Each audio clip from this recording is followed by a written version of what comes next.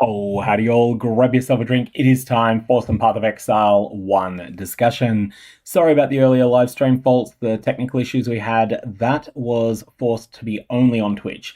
This one, however, is going to be only on YouTube. And today we're going to be looking at all of the patch notes. Patch notes come out when this live stream is 2 minutes old. However, it is typically the case that there's a number of technical issues on the Grinding Gear Games website the instant they go live, which means that we're not going to watch them the very instant they go live. Instead, we're going to have a look at the existing Mirage announcements that are up there first, because these will be a bit more stable. I can catch them now, and I'll have them definitely for the whole purposes of setting this live stream up. As always, if you have joined this live stream late, you can rewind it, but you can also adjust the speed you're watching at. I generally recommend 150% until you catch up. Of course, if you're already caught up while you're watching it live, that's not going to be an option for you because it can't see into the future. Additionally, if you're watching it after the fact, of course, you can set it to whatever speed you want. That is the advantage to me of streaming on YouTube rather than being over on Twitch. Now, today, we go through all of the things that are in here. The key thing that needs to be said is that this is the biggest individual change that we've seen in a long time to the Atlas. In many ways, this is the first true endgame overhaul patch since patch 3.17, in the sense that it's going to completely and utterly rework the Atlas as you knew it, and it's even changing the way that maps fundamentally work. On top of that, there's a whole bunch of other things that are being added to the game, both the core game and also to the new Mirage League itself. Mirage League itself looks like it's one of the bigger leagues that we've seen in some time. On top of all of this, though, there are going to be some system reworks and a bunch of loot changes, and in particular, something that's huge is the removal of tier 17 maps. This is going to be a big nerf to top-end juicing strategies. Top-end juicing strategies that were in tier 17s are going to be worse than they were before, even with some of the compensatory buffs that they've had. And I think that this is going to be one of those leagues that your top 1% of the player base will probably quit very quickly as a result. However, these loot nerfs are going to be a big boost to everyone else. That's my first thought. So essentially, if you are someone who primarily ran tier 17s, then you're going to find that this is going to be worse than you're familiar with. Now, the patch notes are out now, but what I'm going to do is go through the high-level features first, because by the time I've done that, the patch notes should stabilize, and there'll be a lot more to go through there. So, firstly, high-level overview of what to expect here. In Path of Exile Mirage, you'll take on a rogue sect of the Faradun as they sap the energies of captured djinns for nefarious ends, and help a legendary Marraketh Sekma put an end to an ancient war once and for all. There's going to be a new challenge league, a variety of new rework skill and support gems, significant endgame changes, and a plethora of QOL features. Now, this is a quick introduction to the new antagonists. These are the Afarud. These are going to be an antagonistic faction of Marraketh. So that's something that's being added in there. On top of that, we have the Mirage Challenge League. Now, this seems to be a combination of really spiritual successor in many ways to two existing leagues. I feel like there's elements of synthesis in here, and there's also elements of Path of Exile 2's implementation of Abyss. Worth noting that Path of Exile 2's Abyss was very well received. I feel like it's by far the best league that they've had in POE 2, with the current league being the worst and the other league, 020, being in between. Anyways, so far there's not much in the way of information here. You'll be able to make a wish when you go into one of these zones, and you'll be able to choose between 3 different options. And here, for instance, you can see one of them is a bunch of stack decks, or at least the option to get one. One is just an extra power boost, and one is 50% more wealth found in, or currency found in the Mirage area. So you're going to be able to do these to augment your particular zone. And the way that this interaction works, we'll have to work all of that out. It's something we'll have to find out exactly how long it takes to activate those wishes. They did mention that there's a number of wishes that are campaign specific, and there'll be things that are carefully chosen, like they're cultivated to be powerful at certain points in progression. So for instance, in Act 1 or 2, you might get a Binding Orb. Later on in the campaign, you might get a guaranteed 5-link. So these will be impactful things. If you want to play around in the campaign, you can. If you don't, you can skip over that as well. The other thing, though, that I think is really cool is that the Mirages are going to sort of provide a reflection of a number of things that you encounter in the base game. So, for example, you might encounter an essence monster in the base game, and then you go into the Mirage world, and in the Mirage world, if that happens to be in that relevant area of the map, then you might encounter an Essence of Desolation.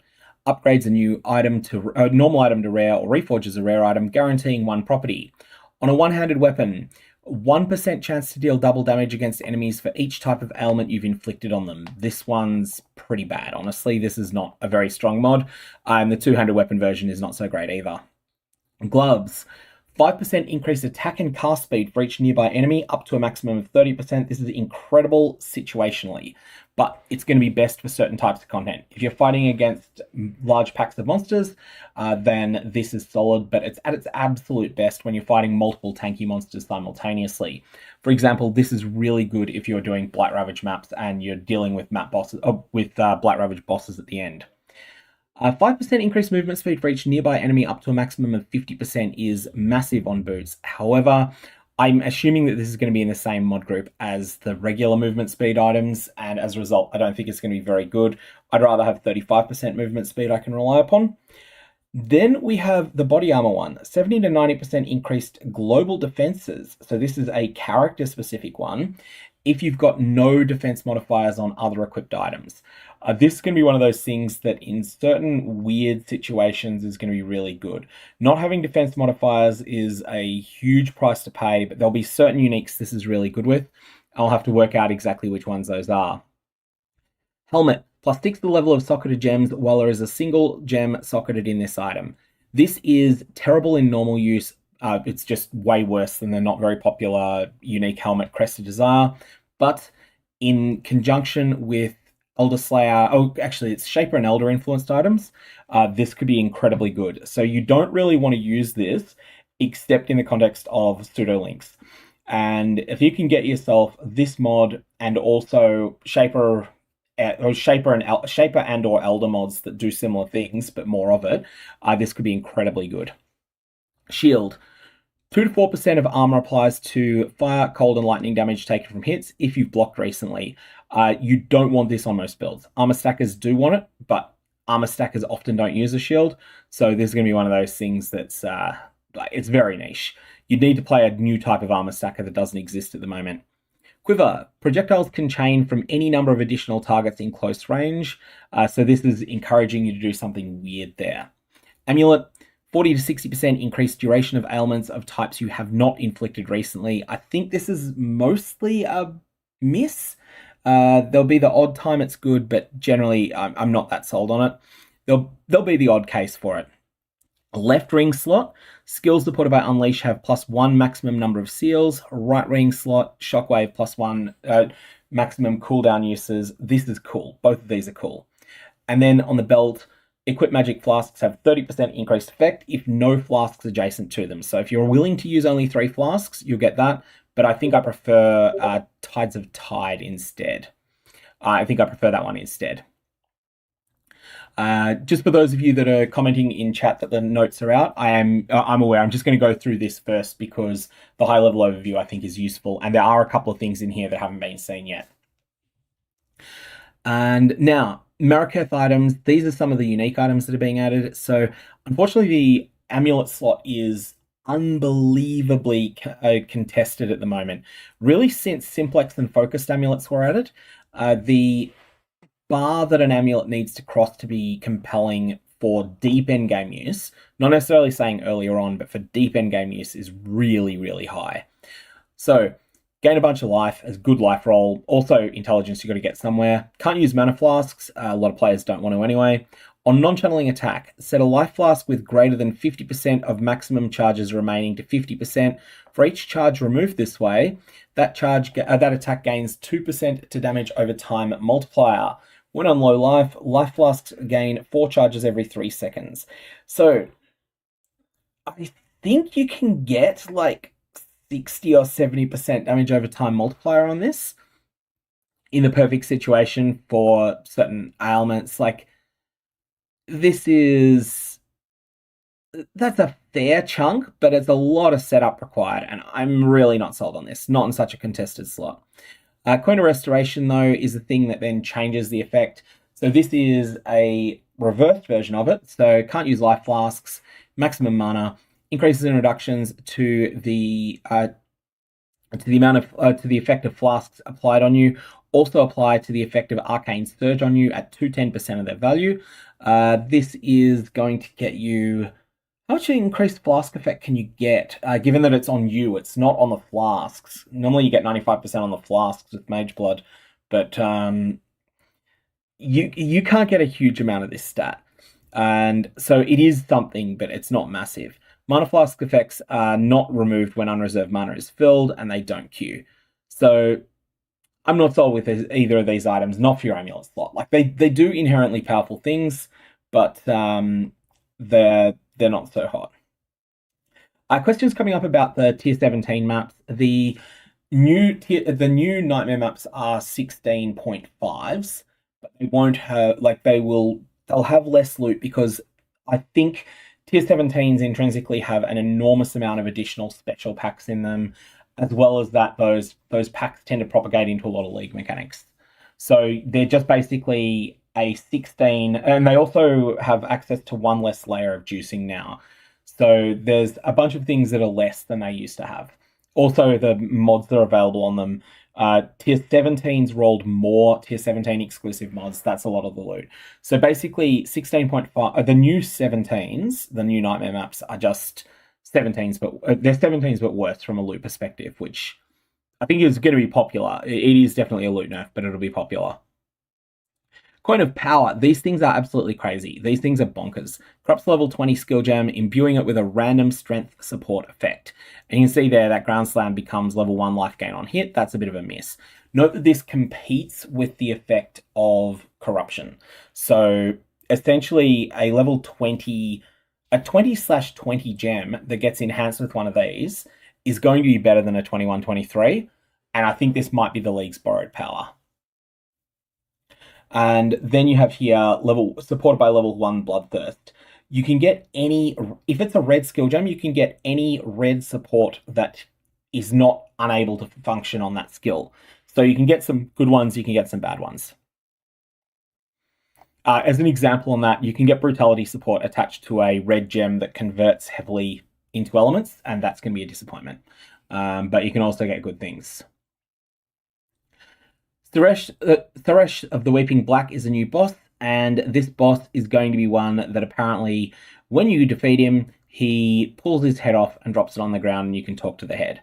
That's what we were told. There's a little bit of a spoiler there, but the Sands of Time is a scepter that's going to come from him, and this has spell damage. It has this level 20 suspend in time on casting a spell.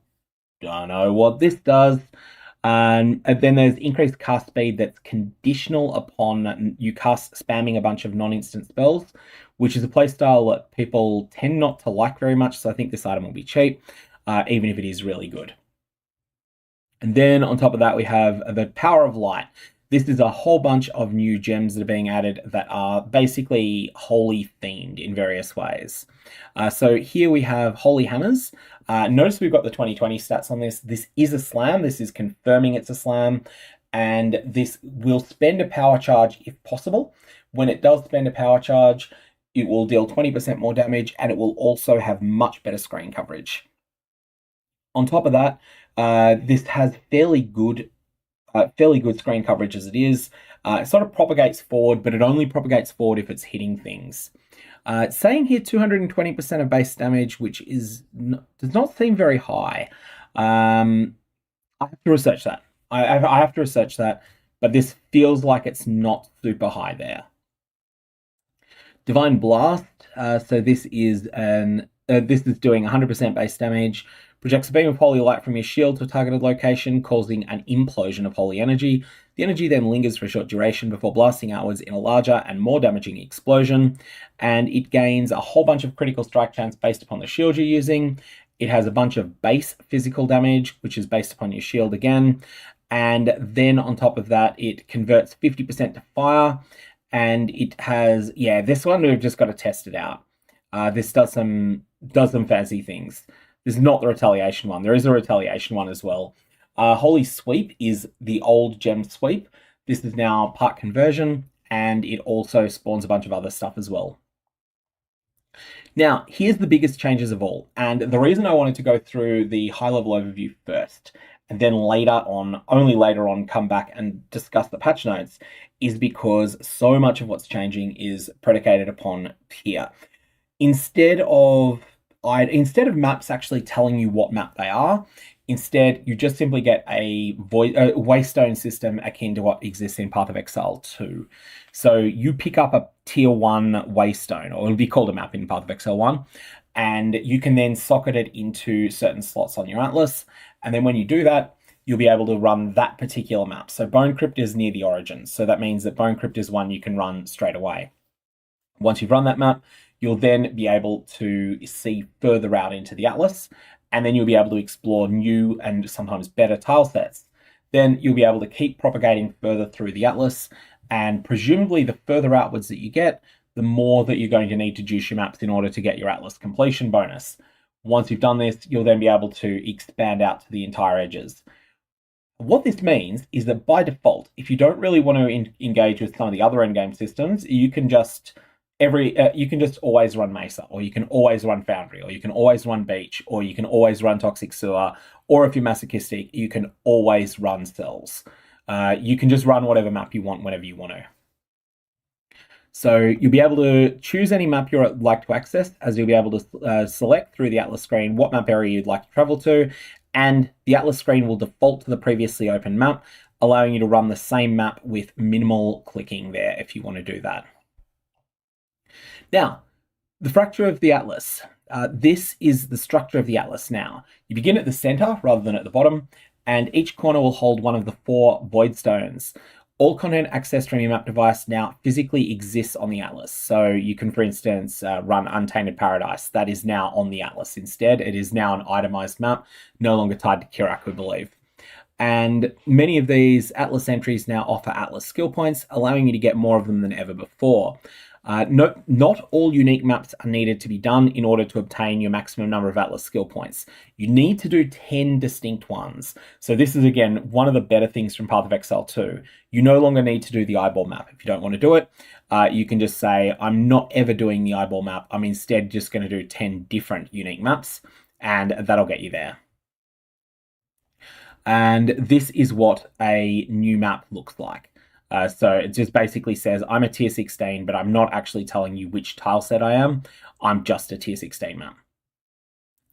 Here is Untainted Paradise. This is an itemized Untainted Paradise now, something that hasn't existed, except maybe out of a bug or two that may have been able to exist. The other thing of note is that you can now run assuming that Cartography Scarab of Corruption remains exactly as it was, you can generate a whole bunch of tier 16 waystones. You don't need to pick which particular tile sets people are going to want. You can just make a whole bunch of them. Something else needs to be mentioned here as well, and that is, obviously Horizon Orbs are gone with this system. They no longer do anything, but some of their mechanics are being transferred to the Blessed Orb. So if you've got a Shaper Guardian map, then you can use a Blessed Orb on it instead. So that one's going to be really good. Shaped regions. So one thing that's going to happen sometimes is that you will find these arcane astrolabes. Here is a nameless astrolabe. This is basically a Path of Exile 2 ritual, the old towers, but better done. So this is a ritual themed one. This is a Templar themed one. And what these will do is they will then cause a section of the Atlas to be aligned to that particular mechanic. Now, you can run every single map in there if you want. Or alternately, you can try to disconnect it. So for instance, with this one, you might go there, and then suddenly it's in 2 disconnected areas. So there's Necropolis and that map, or there's these 2 maps together. And then once you've done that, one of those sections will disappear. So you've got a couple of ways you can approach this. You can either complete it in 4 maps by going 1, 2, and then pick the other 2 maps that didn't disappear. Or alternately, if you would prefer, you can instead run every single map. Once you complete one map, it will then juice all of the rest of the maps in that region. However, The other thing that happens here is that once you complete this, you'll get access to a specific area as well. So a whole lot of different things that you can play around with there. Really, the key thing is that there's a couple of different choices you've got. You can either focus on maximum juice level, or you can focus on instead just completing the area as quickly as you can. Very important thing: the new replacements for the old tier 17 maps, because they do still exist, although they're now tier 16. The new replacements for them are not going to interact with their system at all, which is another one of the ways that they're not going to be as juicy as they used to be. So that's why I say that things are a bit worse there at the very top end of juicing. So once you've completed one of these shaped regions, Egon will be able to bring you along to a memory vault. There are 4 vaults to explore, each of them holding powerful rewards for you and scraps of lost knowledge for Egon. So these appear to be sort of similar to the choices that you make at the end of a grand heist, but minus the combat encounters. And I believe that the different types of them will have different reward groups that they're available. Now, something else from Path of Exile 2 that's being ported over to Path of Exile 1 is the new exceptional support gems. This is something that obviously we've had Enlighten, Empower, Enhance, and we've also had like Awaken gems in the past, but these are going to largely replace those. These are something that can change the way the game plays. In that way, they're more like lineage supports from Path of Exile 2. So here's an example: Eclipse support. This is half of an Empower and half of an Enhance together. Reasonably strong gem, but it's not exactly a match for anything that exists now. Ultimately, I don't think this is as good as Empower or Enhance at level 3, but who knows what it's available at otherwise. Bloodsoak Banner here is something that does a bunch of weird things on it. So supported skill, supports banner skills, cannot modify the skills of minions, and this will come from a specific boss, right? This will come from a specific location, probably. Supported skills have 10% increased area of effect. They cost life instead of mana. Supported banners inflict corrupted blood every second to enemies within their area. CB inflicted by supported banners deals X base physical damage per second per Valor that is consumed. And CB that is inflicted by these banners has a base duration of 8 seconds. So this is something that is totally different to anything that exists at the moment. It does something weird and wonderful, and we'll have to see if it's any good or not. And then we have Hextoad support, which is kind of bonkers. In the background, you can also see, I think this was the Uber Elder one. This is something that's quite a weird little drop. So yeah, I feel that these replace the existing Awaken gems more than existing Exceptional, but we'll have to see that. When we get the patch notes, we'll get more clarification on that. Next, we have the Endgame Systems Overhaul. So alongside the major overhaul, the Endgame is getting some other changes. The way Voidstones work has been changed. Pedal skills are gone, which is another one of those loot nerfs to 16.5s narrowly. Scarabs have received a balance pass and more. Tier 17s have received significant changes to better align with their original design. They're now Tier 16 Nightmare maps, and their primary focus is to obtain the Uber Boss fragments. So they do still have more maps, more Scarabs, more currency here, but those mods are going to be less common to roll. And on top of that, you can now roll them however you want. And also, they're just, by virtue of not being higher tier, they're also probably not going to have the huge numbers of additional special packs in them that propagate into certain mechanics. From the stream, apparently, Awaken gems are gone as well. So yeah, Awaken gems are being replaced by this new system. So Decayed Voidstone here, this is what Voidstones look like. Tier 1 to 15 maps dropped in areas are a tier higher, but they're also converted to gold. And maps have a 25% chance to have either Shaper or Elder influence when you open them. Tier 16 maps dropped in area have a 0.4% chance to become a Nightmare map for each socketed Voidstone. Worth noting that there are 5 Voidstones now, not 4, there are 5. So that is going to be something that means that you can get a lot more Nightmare maps if you want them. They'll be 10% instead of 6.4%, but they're going to have worse loot than a normal 16, so make up your own mind whether you want them or not. You're probably going to want to rush to the map bosses in these. In Path of Exile Mirage, Ilith and the Monastery of the Keepers replace the old Breach mechanic. Successfully completing Breach counters grants Hive Blood, which can be used to grow items from the now nerfed Genesis tree. The Genesis tree is not going to provide rare weapons anymore, and the linking on it is going to be nerfed a bit.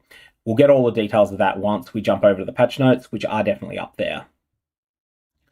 In the endgame, this mechanic receives full Atlas tree and Scarab support, with notables and keystones that allow players to control the type of breach encounter they find in maps. This control is absolute, it's not just influence, and they can increase difficulty and rewards and more. So here's Hiveborn support. This is an exceptional support, so chances are this comes from Esh and Tull, and this causes your supported offerings to trigger Summon Hiveborn. This is one of the graph skills, so that's something that still exists in the game, just not the way that it did before. Flesh of Zesht, this transforms a breach unique into its alternate form. So I'm assuming this is like Skin of the Lords to Skin of the Loyal. The other way around, isn't it? Skin of the Loyal to Skin of the Lords, and so on and so forth. +2 unstable breaches. Limit 2. So if you want to run maps that got 4 breaches in them, and just have the old school breaches, you can do that. And unstable breaches in the area lead to a boss. Breach hives in the area lead to a fortress. And judging by the look of these, I think this is probably a rare Scarab and this is probably a common one. So that's my first thought. And when I say rare, that's only Cartography Scarab of Corruption. It's, there's a big jump between rare and mythic. It doesn't look like the sort of stylization that would be on a mythic Scarab usually. Now, after this, we have quality of life features. I think we already knew about this already. This was stuff that I did a video on. And of course, something that people need to know about in case you've never seen this before, download the press kit. This is pathofexile.com/Mirage. There is a whole bunch of stuff there. Now, let's go and find those patch notes. This will be down here. This will be in patch notes, hopefully. And excellent. Here we go. These are massive. The first thing I wanted to check for, Allflame member of the Gilded is not getting nerfed. So gold rotations are still going to be a thing, unfortunately. That was my first thing I wanted to check. That said, there's huge changes to the Settlers mechanic. So that's something that's really important here. Now, this is just their high-level overview. I think we've sort of already discussed this both on the original stream and also on the also in terms of just when we were watching the other stuff before. So we won't go back through that again. Anyways, the Mirage Challenge League, this always starts with just here's a bunch of things we've already discussed. Like this is the themes of the league and the sort of general broad strokes way that the league mechanic interacts. All of that is stuff that I think we've already covered. This is the wishes section we were talking about. And then after this, they mentioned just some of the things that something important here is that there's going to be a new set of challenges, of course, and it's going to work exactly the same way it has before. So the rewards are the same. Nothing here is new for people that are veteran players of Path of Exile. Of course, if you're new, then you'll find some interesting stuff there. After this, new content and features.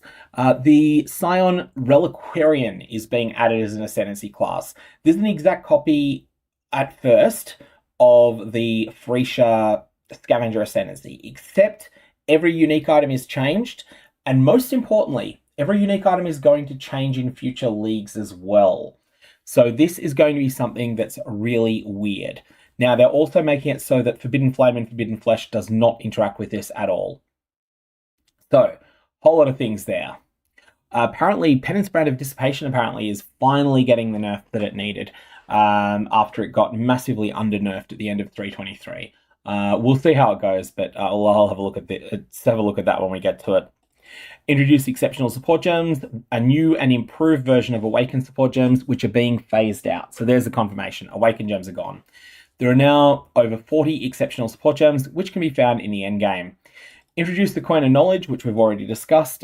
This thing is kind of bunkers, and the Coin of Power and Coin of Skill, which we've already discussed as well. These things are just crazy, crazy, crazy good. New skill gem. This is a Strength Int gem, Divine Blast, and we already had a quick look at this. Holy Hammers. Holy Strike, I don't think we've seen this one yet. This is going to, upon You hitting an enemy, it will summon forth a holy armament, which will copy your main hand stats to determine its own. These are undamageable minions, and they will attack the same targets that you target with Holy Strike. So this is a strike that ratchets up. The first time you do it, it's not very good. The second time, you're hitting with these additional bonus things as well. And this is only available with Mace, Scepter, or Staff. So it'll build up as long as it's used more often in succession. Shield of Light, this is the Retaliate skill. It will retaliate against a blocked hit with a sweep of your shield, unleashing a wave of light in a cone in front of you, and additional waves also emanate from allies in a radius around the first target struck towards that target. This sounds like it could be absolutely bonkers with Vaal Summon Skeletons. We've got to test that out, but this feels like the interaction with Vaal Summon Skeletons sounds busted there. Holy Strike was in the preview on the previous page. Okay, that was that skill. So they did actually have the numbers there. Shockwave Totem Authority. This is going to summon a totem that instead of propagating the shockwave at the totem itself, it will target you instead. Static Strike of Gathering Lightning.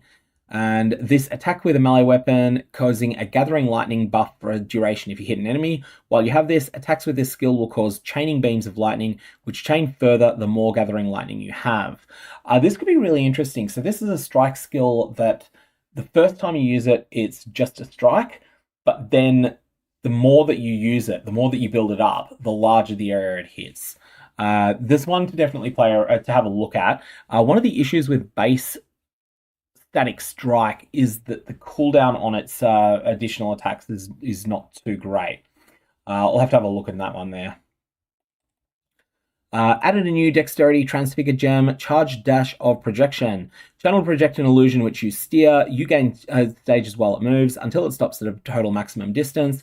Waves of area damage frequently pulse along its path based on your total attack speed. And stop channeling to release the illusion, dealing a final wave of damage. Okay, so this is... I want Charge Dash, but I want to stay where I am. That appears to be the intention here. At least that's my first thought. Flamethrower Trap of Stability. Throws a trap that releases a number of flames in different directions around it when targeted. The flames last for a duration, repeatedly dealing damage. Flamethrower Trap is one of the cooldown traps that has never quite got there. So Seismic Trap was the best of these.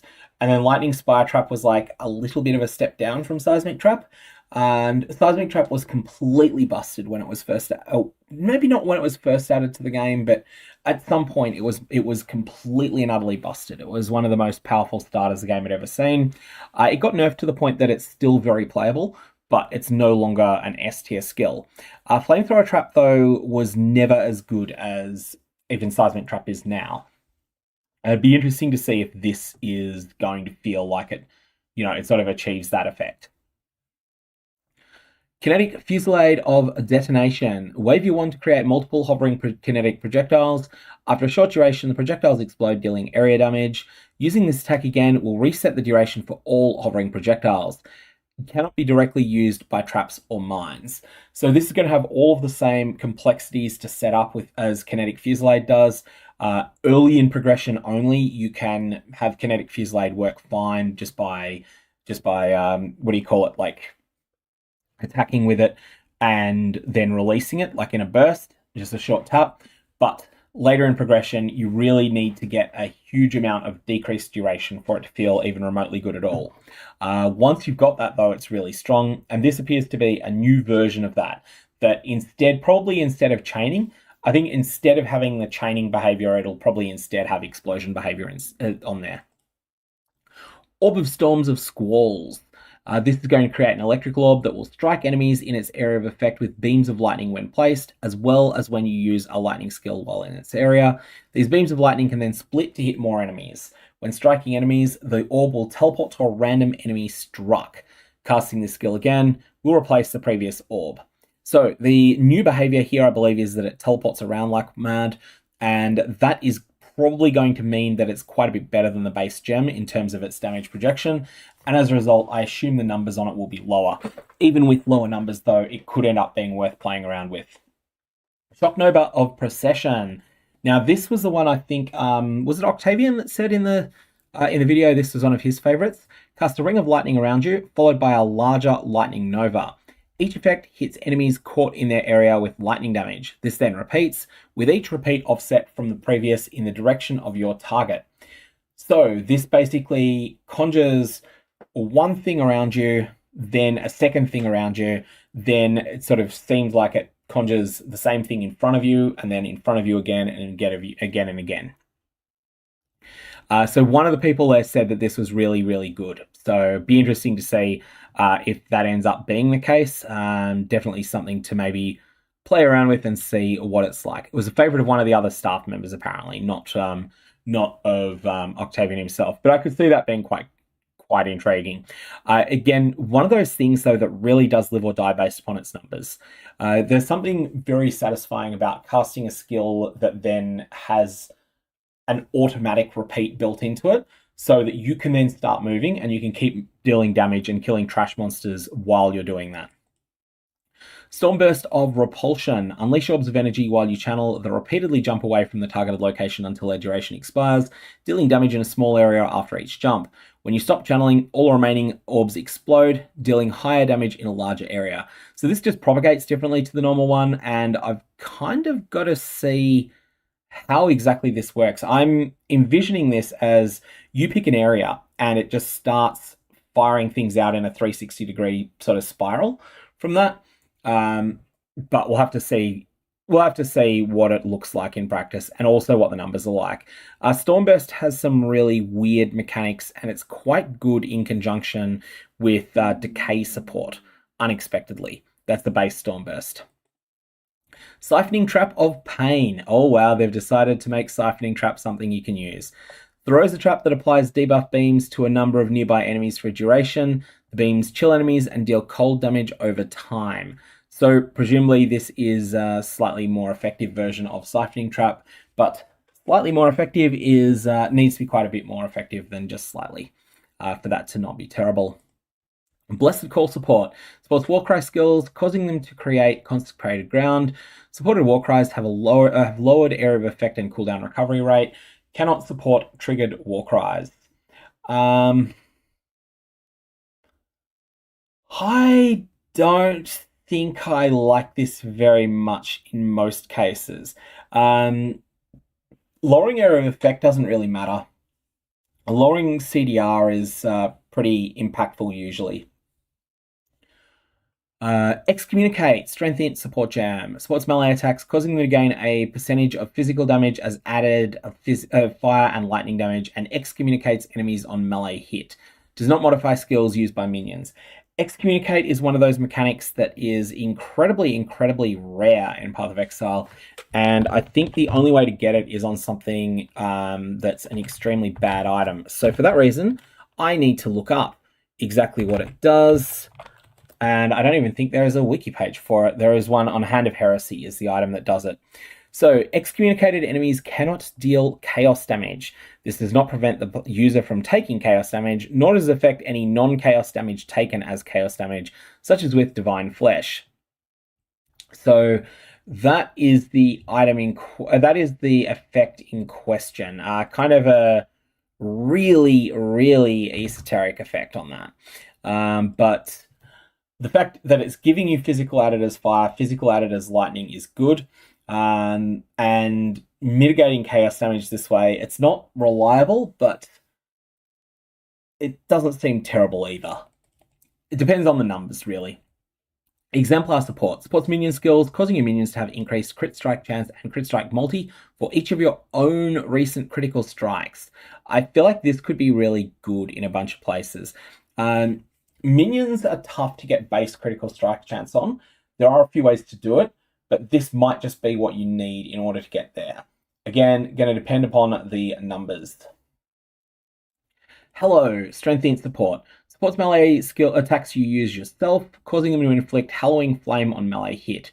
Does not modify skills used by minions. I can't remember what Hallowing Flame did exactly. I think it's the one that it's something where where it builds up fire damage on an enemy, but they don't actually suffer it until they're hit by something that doesn't have Hallowing Flame on it. Added 10 new rune graphs that can be found by shipping to ports in Kingsmarch. Much more in Kingsmarch later. This is big. Runegraft of the Agile, Connection, Consecration, Fury, Imbued, Rallying, Resurgence, Rotblood, Spellbound, and Suffering. Now, the fact that there are more runegrafts means that each individual runegraft is going to be rarer, and that's something very important to keep in mind. This is going to mean that some of the ones that were in the second rarest tier, so we're not talking Runegraft of the Angler here, we're talking things like Runegraft of the Solwick. These are going to be quite a bit rarer as a result of this, I think.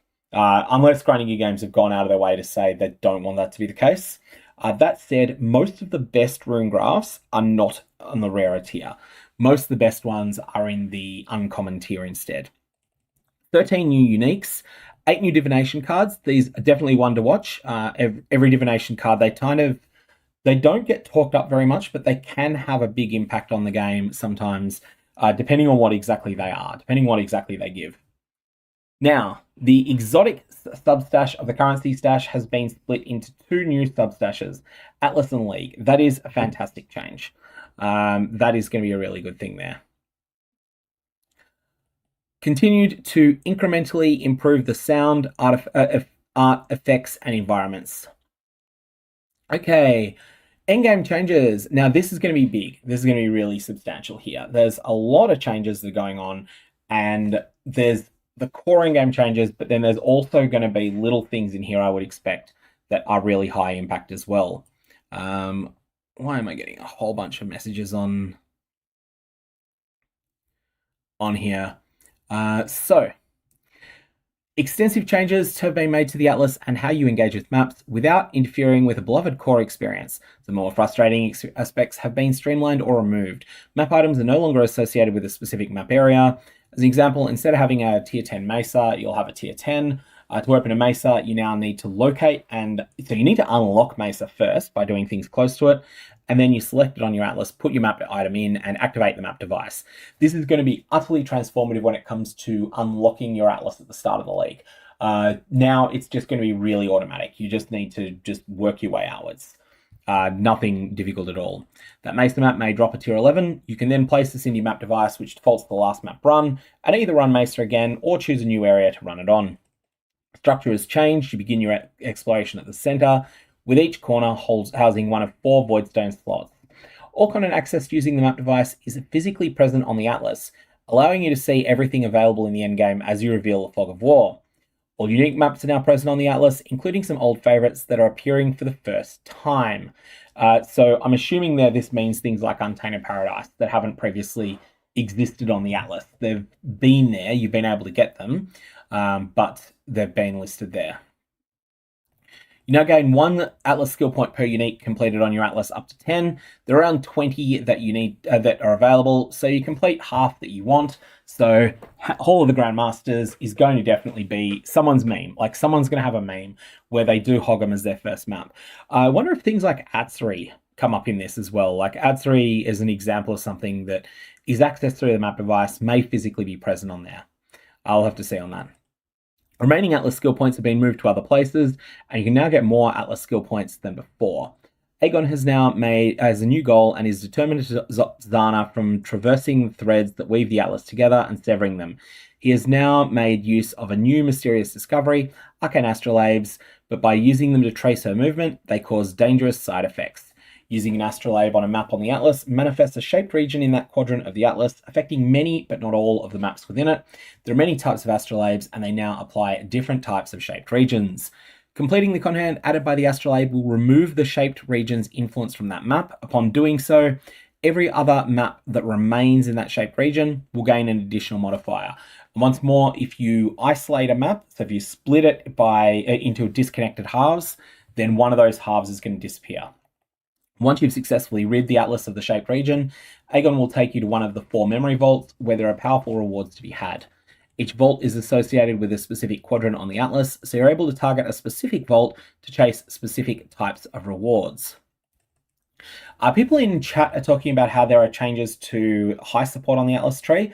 Just remember that the heist craft, the Kirat craft, is gone. So that's something that's that is something that's very different.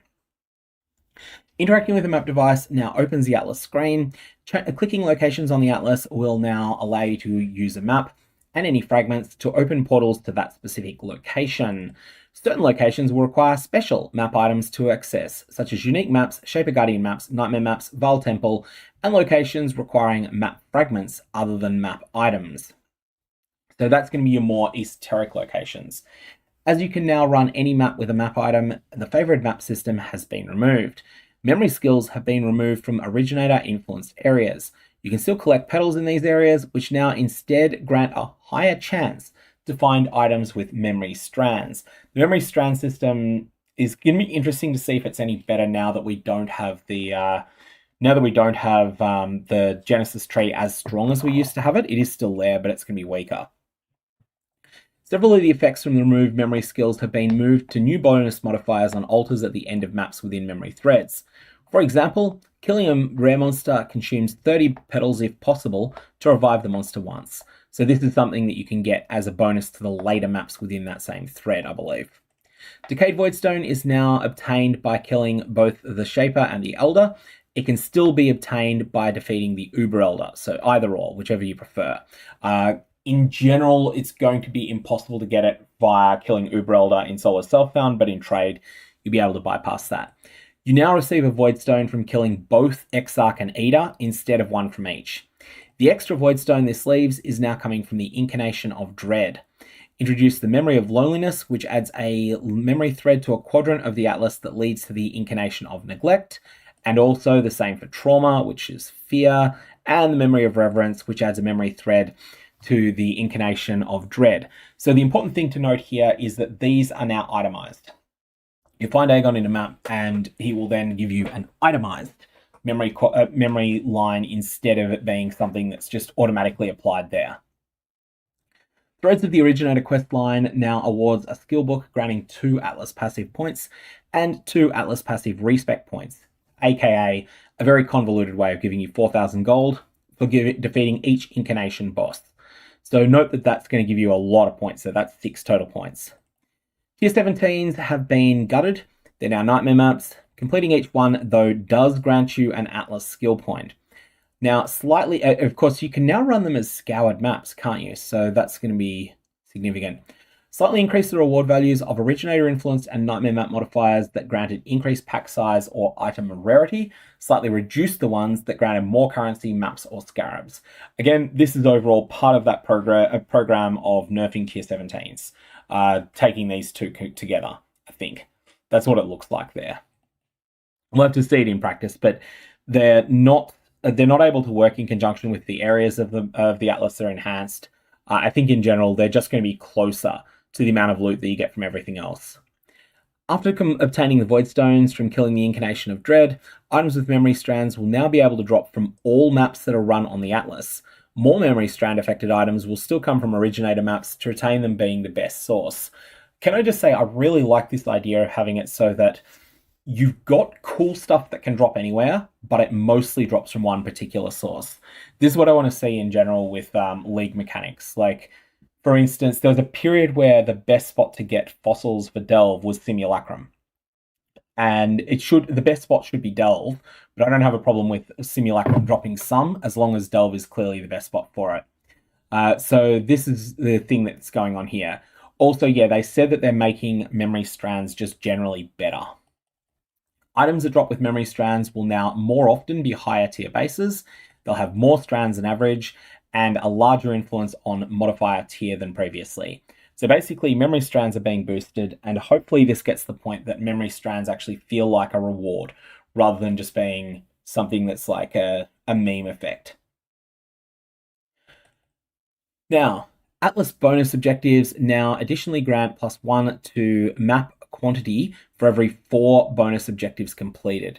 This is a pretty substantial increase, but we'll have to see exactly how it compares. You're losing chisels, so this is still more than chisels used to be.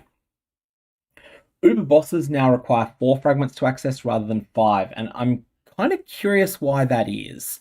I don't mind the change. It may just be that they want Uber bosses to be fought more easily than previously. like at least access more easily. Or Maven invitations are now accessed through Kirak rather than some of them being quest items you could place into your map device. Oh, yep, so that's the first 3 of them were itemized, I think, or the first 4 were itemized. Sacrificed immortal fragments can no longer be used in a map device to open a random Vaal side area directly. That hasn't been possible for a while. Instead, they can now be used alongside maps to add a Vaal side area to the open map, while still applying their relevant, their current map quantity bonus. That's a big boost. That's something that's quite a bit better than it was before. Sacrificed immortal fragments now tell you the quantity bonus they give you, and Elder Guardian, Shaper Guardian, and Conqueror maps now always generate on 16s. As a result, divination cards for these items no longer explicitly state their map tier. Blessed Orbs. These are now able to re-roll the specific Conqueror that inhabits the Conqueror maps. So basically, they're picking up that Horizon Orb thing that existed before. Kirak. Kirak is no longer offering Atlas missions, and that actually is not all that significant a change given the way that they've changed the way maps work. As long as you're able to buy maps off him just to mitigate the worst of the worst bad luck, we'll have to see exactly how that works. Defeating map bosses no longer has a chance to grant Kirak missions. As a result, a bunch of things are being removed. Playing Tactician, Solidarity, Expert Reconnaissance, Commissioned Officer, Expect the Unexpected, Notable Atlas passives, and this is going to completely overhaul how early League Atlas progression is done. I think we'll have to see exactly how it works, but I think you're just going to go for the shaping nodes, so shaping the skies, shaping the seas, shaping the world. Those notables are going to be way more important than they were before, and they're basically going to replace what you used to take. Scouting reports are gone. The side quest divination card is being put on pause. Cartographer's chisels no longer can be obtained. And also, very importantly, map device crafting options have been removed. The loss of content and loot here has been compensated in other areas. So base cartographer's chisels, yes, they have been compensated for with this line. The map device crafting options we'll need to look at. People talked about the heist changes before. That's significant. But the big thing here, the really big thing here, is that part of the reason that Chaos Orbs are the secondary currency in Path of Exile 1, part of it is just history, but part of it is because they're just so useful. Like, you've got a lot of things that wanted Chaos Orbs narrowly in the past. So, Tier 17 map rolling, required Chaos Orbs. Kirak Kirak modifiers, required Chaos Orbs. All of these Chaos Orbs things are gone. I think now the secondary currency might become the Alteration Orb. I'm not sure of this, but I feel like we might see a situation where small trades are done in alterations, large trades are done in divines, and Chaos Orbs could end up being 1-for-1 against alts, honestly. They're just going to be oversupplied. People aren't going to want them that much. They do have some niche uses still in massive numbers, but generally speaking, alterations are better for starting an item craft off than Chaos Orbs are. I'm just trying to think of other, I can think of some corner case situations where you would want Chaos Orbs over alts. For example, if you're wanting to prepare an item for a future, what's Maven's Orb called now? It's Orb of Dominance, isn't it? If you're preparing an item for an Orb of Dominance craft, that's something that I think you would want to use Chaos Orbs on, but I just don't see uses for Chaos. Alterations are really good. The drawback, though, to alterations is that alterations are expensive to request on the currency exchange, I think. In fact, I'm going to test that now. I'm going to actually go and check that right now in game. Oh, hang on. There's the big patch, isn't there? I'm loading the game client now because I need to check out what the deal is with the now with the alteration orb cost to request them. If alterations are cheap enough to request that it's reasonable to price, say, an expensive Scarab at 700 alts, that'll be fine. Otherwise, I think this is going to be a really, really messy situation. Anyways, I want to check that right now because alterations, maybe scourings would be the other thing. Scourings could be the other thing that might end up being there. And I'm just, can people think of any other currencies? Fusings fall off in use so Fusings fall off in utility over a league too quickly. I don't think they're going to be a replacement currency for Chaos. They did say that they're buffing certain currencies and not others, and that Chaos Orbs wouldn't be getting a big buff in their drop rate. But even then, I'm just not. Even then, I'm just not sure. So let's just jump in and check this. So we should be in game client at the moment. I think. Oh, you're not even seeing my game client, are you? Odd. Anyways, we'll just go check with Faustus. So alterations. Alterations cost 10 to request. So, yeah, that's a lot worse than Chaos. Scours. Scours are 15. I think Scours might actually end up being the currency then. I think that may just be the way it works. GCPs, the thing with GCPs and Exalt, they're both too rare to be currencies, I think. GCPs, people don't realize how rare they are now. Since the, I think it was Affliction League where they nerfed the drop rate of them enormously. That was when they did the changes to the Labyrinth. That was, yeah, it was Affliction League because that was a league that Penance Branded Dissipation was completely broken in. Varlorbs tend to get oversupplied. Exalts are too rare. They're the same rarity as Divines, and yeah, sure, they've got some use. Just in the complete absence of a Chaos Sync, I think we're going to see exactly what happened in Path of Exile 2. Not this league when the economy was broken anyway, and even Divine Orbs are worthless in Path of Exile 2. It's like, I think a Divine Orb is like 1/50th of a boss attempt at the moment, because so many of them drop that they're just not worth anything. But if you go with 0-3-0 in Path of Exile 2, you hit this point where Divine Orbs are still wanted. There's demand for them. You have Chaos Orbs, which were typically about 5% of a Divine Orb, and then you had Exalts, which started out as a secondary currency, but then they fell to a 1/1000th of a Divine. They're kind of like an Alchemy Orb in Path of Exile 1 previous leagues. So we've got Scours. You can roll maps with Chaos Orbs, but I don't think that's that significant. Yeah, I just think you have to go. I think we just have to say alterations are the only thing. The only common currency that people actually want in enormous numbers is alterations, with Scours as a secondary one. I'll be one of those two, I think.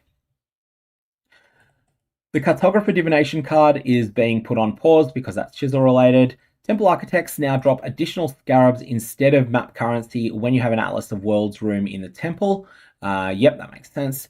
Reduce the chances for quality currency to drop from synthesized monsters in synthesis maps. Yep, that's because that's going to be Maven Chisels now. Oh no, that's going to be the new. That can be any quality currency, not just map currency. So yeah, that's not that important anyway. Removed all vendor recipes for chisels. The effective 20 quality on maps has been reduced. Cartographer's chisels in standard now provide only half the benefit that they used to. Maven's chisels are getting nerfed as well, but remember, you're getting the benefits of the non-Mavens as well. Hey, Fletch, thank you for joining the channel as a Toucan supporter.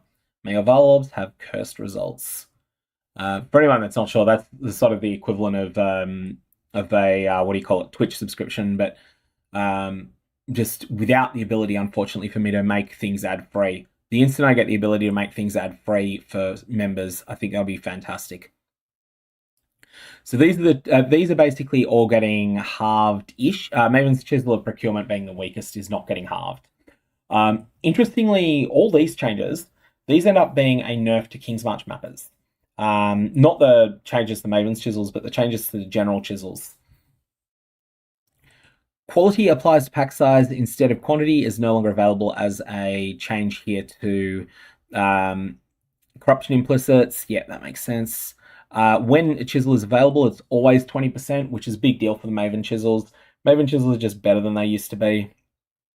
Cartographer's strongboxes have also been fixed there, as has the unique strongbox. Eldritch Altars can now grant orbs of scouring on the Searing Exarch, and that's transitioned out of the Eater of Worlds and into the Searing Exarch. This only partially compensates for the Chaos Orb devaluation that's going to happen. So the Steering Exarch used to have, I mean, it still does have altars for Chaos Orbs, but no one's going to care about them anymore. Greatly reduced the number of items dropping from explosive barrels in the Fortress map. Will now be just like normal ones. Resonating Shrine no longer grants a bonus per power, frenzy, and endurance charge, instead granting an additional maximum. This is a big nerf to this Resonating Shrine, but it's pretty rare, so it doesn't really matter that much. And then you have the efficacy of Ambush Scarab of Discernment has been reduced.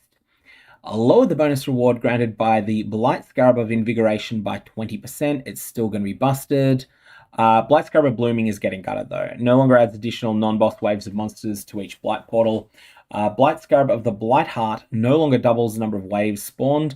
It now guarantees +2 waves with a chance for a third and fourth to occur.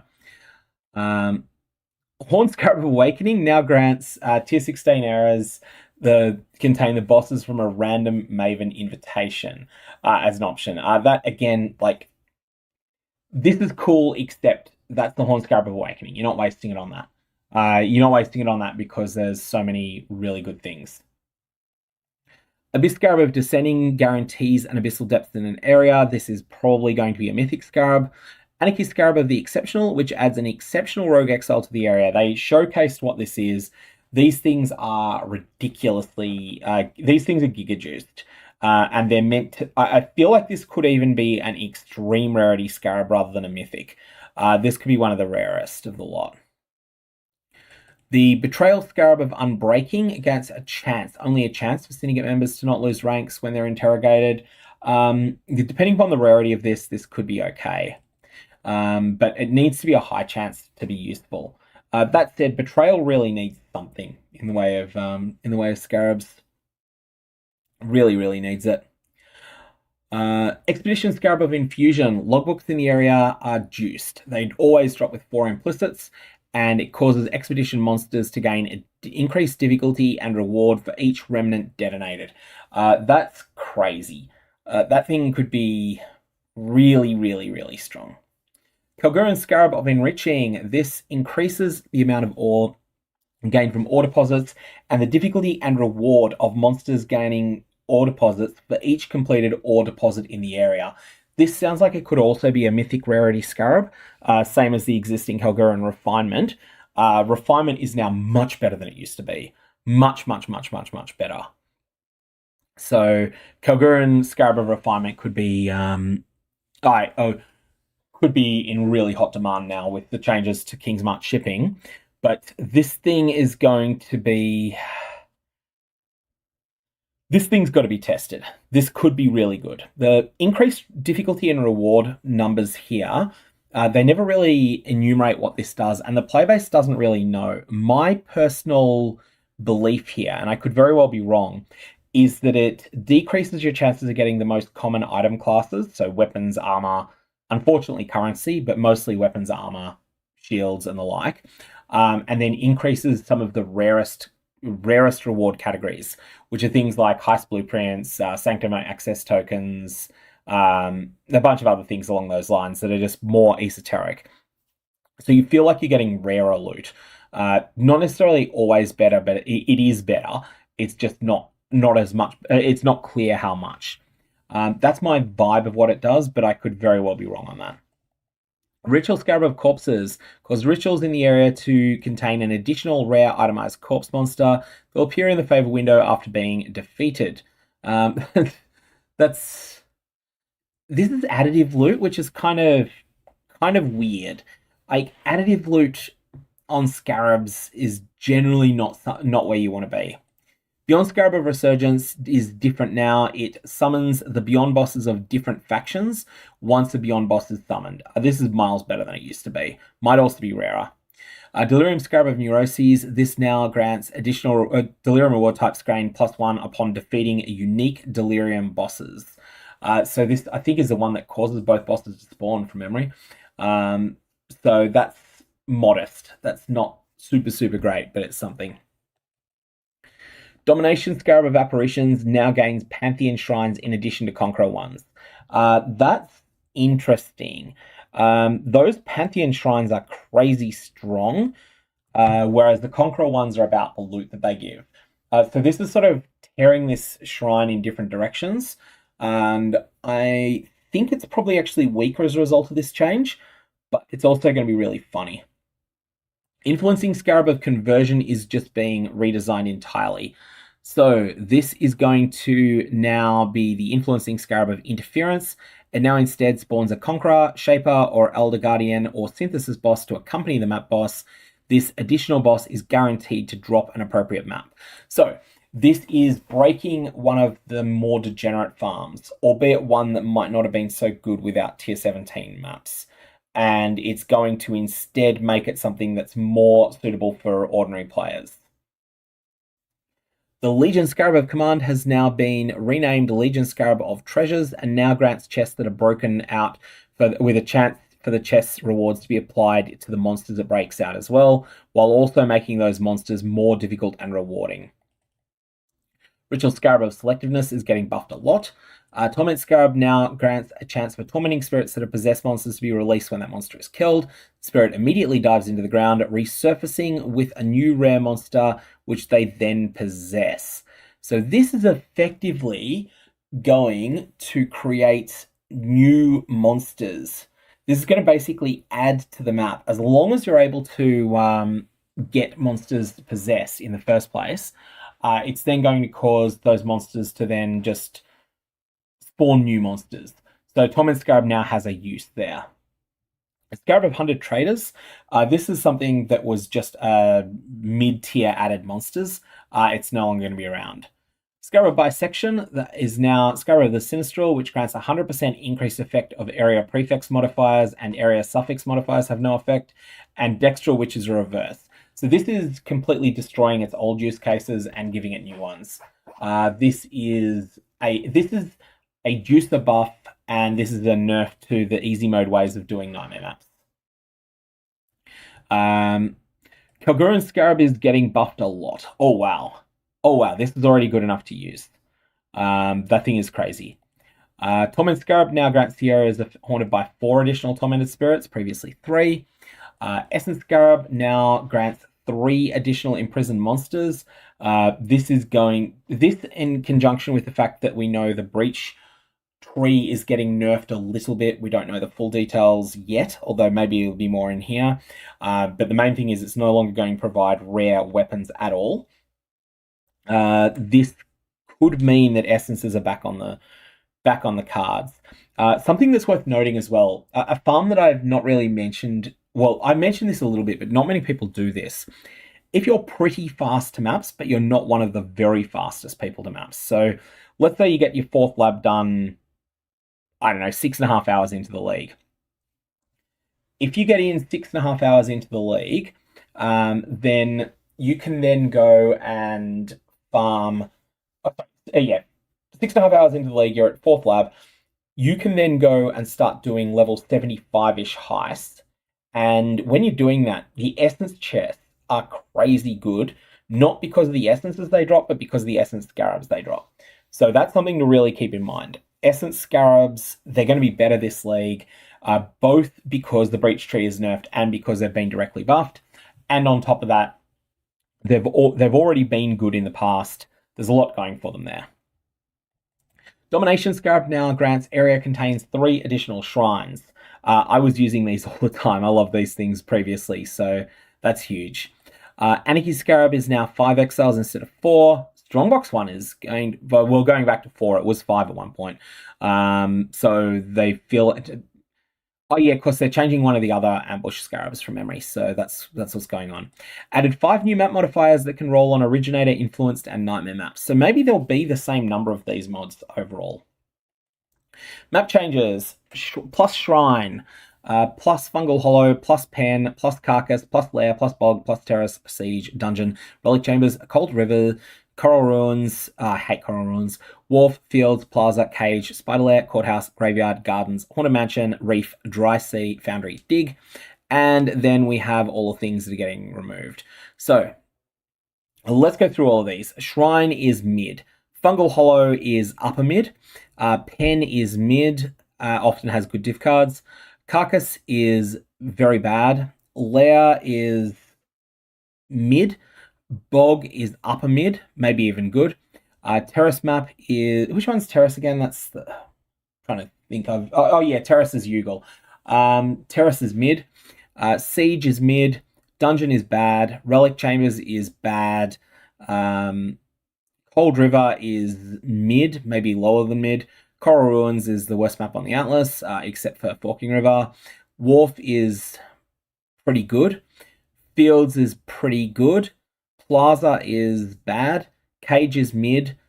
Spider Lair is... I like Spider Lair. It's objectively, it's a bad map, but I just like it because it's got a lot of variance inside the same map. So I'm going to say it's good, but it actually isn't. Objectively, it's mid to low. Courthouse is mid with a very dangerous boss. Actually, no, it's quite good. It's a good layout, but it's a very bad boss. Graveyard is another very bad boss associated with a mid to upper mid map. Gardens is that's the bad one, isn't it? Slang Zarang. So that's pretty bad. Haunted Mansion has a hideout if you don't already have it, and it's good. It's a genuinely good map. Reef is quite a bad map, and one we haven't had for a while. Dry Sea is mid to low. Foundry is actually quite good. It's the bad Mesa. Like, it has the same benefits as Mesa. You can very deterministically target the boss. And then you have Dig, which is reasonably good. Removed. Arachnid Nest is mid. Colosseum is bad. Waste Pool is good, but do we have... Oh, we're losing Toxic Sewer as well. Toxic Sewer is the better version of those two. So that actually is interesting.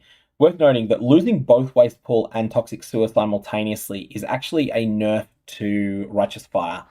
Righteous Fire is so good in those tile sets, and whilst Foundry and Haunted Mansion get some of that vibe, they're not as good as those two. Thicket, mid. Academy, bad. Infested Valley, upper mid. Cells, terrible. Desert, terrible. Bone Crypt, mid. Toxic Sewer, excellent. Precinct, mid. Shore, good. Spider Forest, bad. Estuary, upper mid. Channel, mid. Bazaar is upper mid. Glacier is very good. Villa is mid. Ramparts is mid. Actually, maybe a bit lower than mid. It's quite, like, it's very sparse. Ramparts. It's actually Fields has that problem too. Museum is, like, Museum's objectively a bad map, but it has a good couple of use cases with Expedition Big Boom. So I'll be sad to see it gone if I wanted to do Expedition next league. Desert Spring is, like, it's mid, but with a terrible boss. Temple is mid, maybe upper mid. Underground River is mid. Plateau is surprisingly actually quite bad. It's a very straightforward layout, but it's just so empty. And Phantasmagoria is a good map. So a bunch of stuff there that's changing around there. Drowning Orbs no longer move towards players if there are no other enemies in range of the player. Oh, thank God for that. Following modifiers can no longer roll. Now remember, all of these are going to result in less loot in 17s, because all of these are unusually good for loot. Players and their minions deal no damage 3 seconds out of 10. Petrification statues, reduced action speed for spamming skills. This is a Righteous Fire nerf because this mod is, like, almost free for Righteous Fire. Marked for death after killing a rare or unique monster. That is a horrifyingly terrible mod. Draining resources on hit. That was a very scary mod. The Impale one I'm surprised to see is gone. Awakener's Desolation is gone. That was super sketchy. The free trap mod is gone. This was just, like, free quant, free rarity, and free pack size, and I think it was free Scarab drops. That one's just gone. Player's minion one is the same, and the anti-totem ones. So these 3 completely free map mods are gone, which then means that the other mods that can roll are harder. So that's one of those things that it looks like a huge buff, but there are 3 builds, obviously, that are buffed by this change. But generally speaking, this is a nerf. Just answering on the Foundry versus Mesa for Delirium, Yes, Foundry is better for Delirium, but both maps are bad for Delirium. You want Tropical Island or something else. You want something that is not compact for Delirium. So even Beach, it'd be an example of something that's not really optimized for Delirium, but it's pretty good for it. Mesa is better for Delirium than Foundry. Foundry is better than Mesa for it, but they're both bad. So yeah, this is interesting. Like, this is one of those things where people are saying this is a huge buff, but it is actually a loot nerf to 17s as well, especially these last three, because they're free for most builds. Obviously, there are builds that these are catastrophic for, but they are free for a lot. And also this is pretty free for Righteous Fire. It's gone. Yeah, like that's going to mean that the average mod that rolls is probably about the same difficulty as before, but a lower reward than it was. Atlas passive tree changes. So everything that was tied to specific mechanics is gone. The mechanics that no longer make sense. So shadow shaping, for instance. Added a new Atlas Keystone passive, the Paths Not Taken, which grants divination cards found in your maps are from 2 random other maps instead of the one you're in. I think this is something you should always take if the divination cards on your map are terrible and you have not yet found the Nameless Seer. If you are using the Nameless Seer, though, the top divination card maps are so much better than random maps that you shouldn't be interested in this one.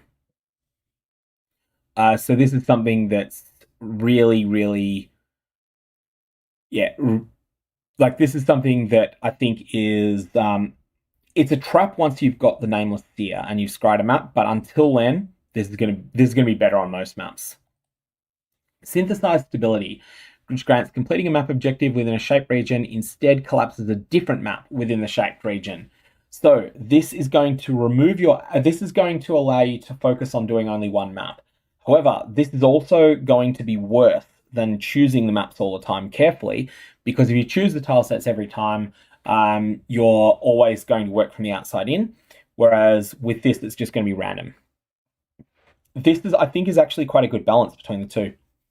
I don't know yet which is better, whether it's better to always do the one map or whether it's better to do a mix. And that's what I want to see. I want to see a situation where both feel like they're viable options.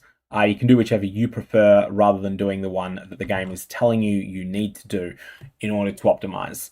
Because it's felt for a while that single map strategies or 2 map strategies have been so much better than anything else.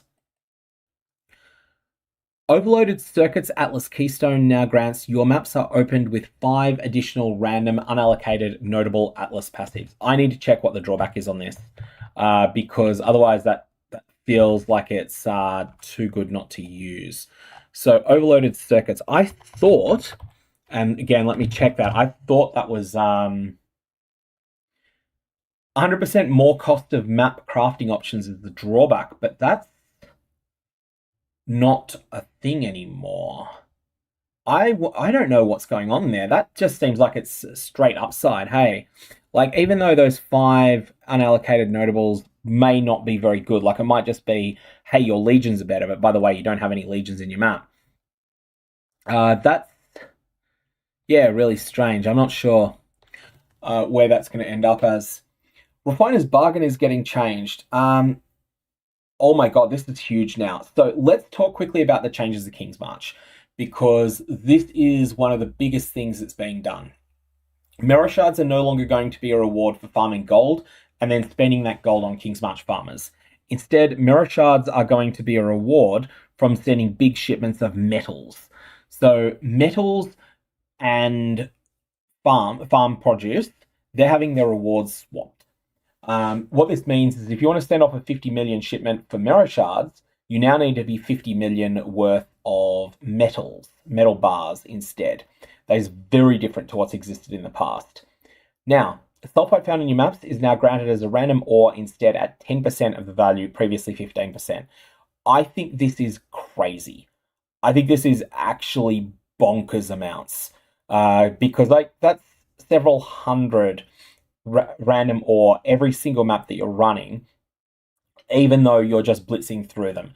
And obviously you're going to need a huge amount of gold in order to smelt all of that into bars. You can send it as ore, but I don't think you want to do that. I think you want to upgrade it to bars. And you've still got to obviously mine it as well as smelt it. So there's going to be a lot of time gating in there. But there's also the mythic scarab that converts ore into bars as well, although that's going to be expensive now. At the same time, the other aspect of this, the life force aspect, is going from bad to worse, even though it's getting a numerical buff. I think you really never want to go into a harvest with this now. So yeah, this is going to be really, really substantial. Just on the thematics of this change that Sahura in chat has mentioned, the swap makes no sense. How do you turn grass into gear? I mean, the whole idea is it's trade. It is you're trading away your surplus, blue xanthium, instead of them paying you in currency, although not gold. Like gold would be what it would be in the real world. But instead of them giving you a whole bunch of random currency items back, they're giving you a bunch of just whatever else their particular town produces in excess. So yeah, food for metals for currency and food for equipment is the basic idea.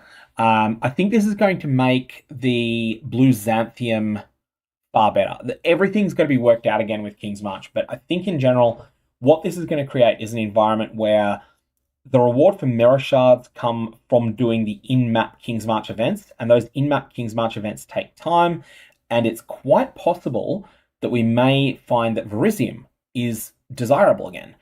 Previously, it had been the case that early on, Amber was the best of them, and then later on in the league, sometimes Bismuth had its uses, but Verisium was pretty bad. Like, you could turn it into stack decks sometimes, but that just wasn't that great. Someone also was mentioning that there's going to be more sulfite gained as well. Even without this, I thought this was nuts. Even without this, I thought this was going to be nuts, even without changing anything there. Ancient Conflict Atlas passive now grants Abyssal Troves and Stygian Spires a 10% chance to drop an Abyss Scarab, previously 3%. That's a lot. That's a lot. That's,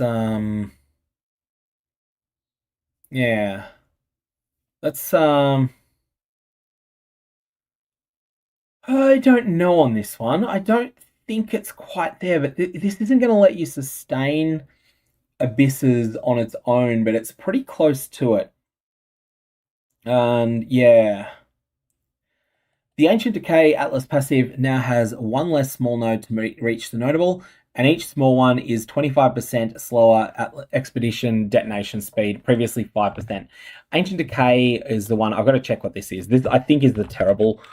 I think this is the absolutely terrible Atlas passive for expedition. Currently it is, they spawn with 20% of life missing, but it has a bunch of bad notables leading to it. And so now you're spending less points to get it, but you're actually copying more of the drawback nodes going there, which is really weird. Oh, there is, however, for a change of pace, you can instead go the other way and get that effect without having to deal with that. The reason that my voice sounds different is because I usually would edit to cut off my treble. I can't do that live. So that is the difference there. There is a slight lisp there. It's only slight, and it's on certain words. I generally don't use the word wisp for that reason when I'm recording videos, but I do actually cut treble pretty aggressively above 7.5 kilohertz whenever I'm editing a video. So that's the answer on that question there. Okay, Chisel Perfection Atlas passive has been renamed to Multiplying Modifiers, and it's now 3% increased effective explicit modifiers on your maps per fragment used with this map. So 15% map modifier effect in most circumstances at endgame. That's very significant there. Deadly Prey. Beasts in your maps have Bestial Rage, and defeating beasts grants a stack of Hunter's Cunning. I have to research beasts again in order to get a sense of exactly how that works. The For Love of the Queen Atlas passive is better. This was always the best way to get Uberatsuri fragments. Uberatsuri, though, is not really that significant anymore because she's no longer part of the feared, and as a result, she doesn't really matter anymore. Although maybe now she will, because there's all the new exceptional support gems. If she gets one of them that's in demand, then Uberatsuri might end up being popular again. In that case, this is the way to get your Atlas. This is the way to get access to it.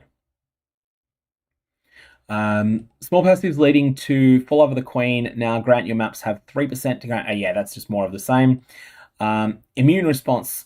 So we mentioned earlier there were a couple of other nerfs to Blight, and here these are the other changes that are taking place to it. So these are, yeah, like this is just basically your Blight retains the intensity, but it's not scaling as high as it was before. So all of the strategies where people were generating 250,000 gold from a single Blight, they are dead now. Whether they're dead or whether they're just mid now, I'm not sure. Small passives near immune response that granted them to spawn more non-unique monsters now grant quantity of items, which is probably going to be about the same overall effect, depending on the numbers. Now, this one is big. This one is big. Pillage and Plunder Atlas passive now has veiled items dropped by defeated syndicate members in your maps have a 5% chance to drop with a fractured veiled modifier, and no longer has 25% increased rarity of items from defeated syndicate members in your maps per equipment item they have. This is really substantial. This is really, really strong.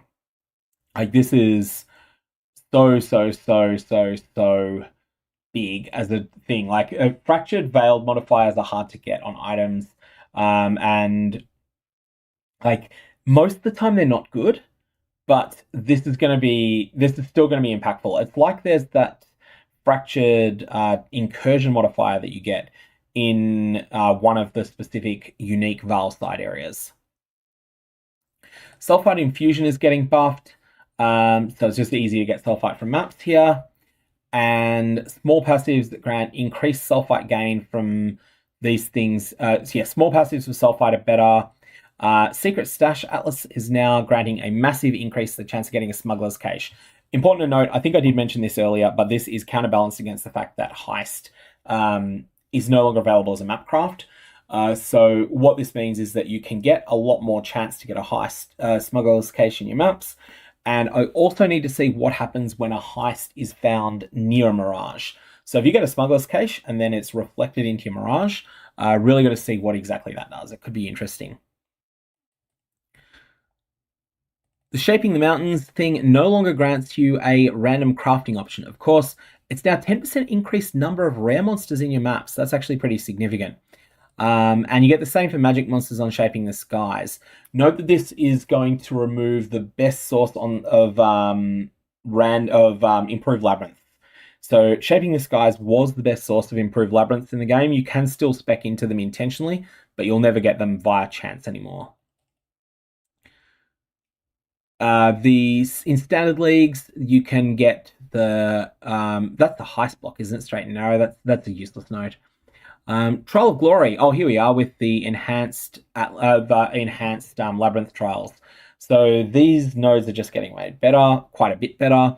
And so this is something that you can spec into if you want to get enhanced labyrinth trials, and they're just replacing the old way of getting them.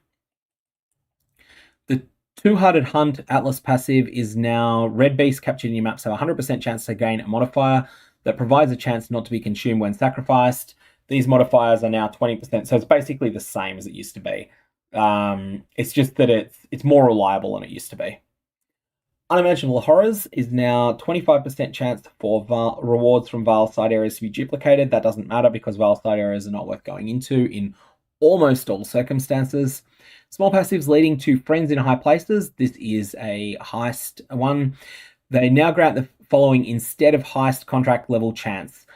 Heist contracts are 100% more likely to require lockpicking, brute force or perception, or demolition, counter thaumaturgy, or trap disarmament, or you can choose the smart one, which is agility, deception, engineering. That is literally the three best are together. This should not be split this way. So I say agility, deception, engineering are the best because on day one at least, I'm really only talking day one here. Day one, agility and engineering contracts are essences, and deception is really good late. Later on, counter thaumaturgy is a bit. Actually, counter thaumaturgy is another one that's really good on day one. Lockpicking is always mid. Demolition is sometimes good, but I'm not willing to predict on that. And demolition is also the slowest of all the contracts as well. Small passives leading to no honor among thieves have been buffed, saying bug there. And actually the whole, wow, that section has been buffed a lot. So quite a bit better in terms of the changes that are being made here. And then there's backup cache. I can't remember which one that is, but it's one of the strongbox biasing ones. Lots of stuff there. Harvest beast farming has come up a couple of times. So far, the answer is I don't know. Let me just check, actually, if Vivid Vultures. So there's no reference to Vivid Vultures here. And what about Harvest? No, nothing for Harvest. Keepers of the Flame as a core league. And there's a lot to go through still. There's a lot in here. And thanks to your help, Ilith and the Order of the Keepers of the Flame have managed to curb the onslaught of the Breach Lords, but the fight is not yet over. They've solidified their position, and they'll continue to offer assistance and rewards as you fight the Hiveborn across Rayclast. So you don't see her until Act 6 anymore. That's a change, obviously, but it was Act 1 previously. And breach hives and unstable breaches now spawn from Act 6 onwards. Multiple unstable breaches can now spawn in the same area. However, breach hives and unstable breaches cannot both be present in the same area. Also, areas only get one hive. Breach hives in areas are half the size they used to be. So 30% less radius is 51% less area.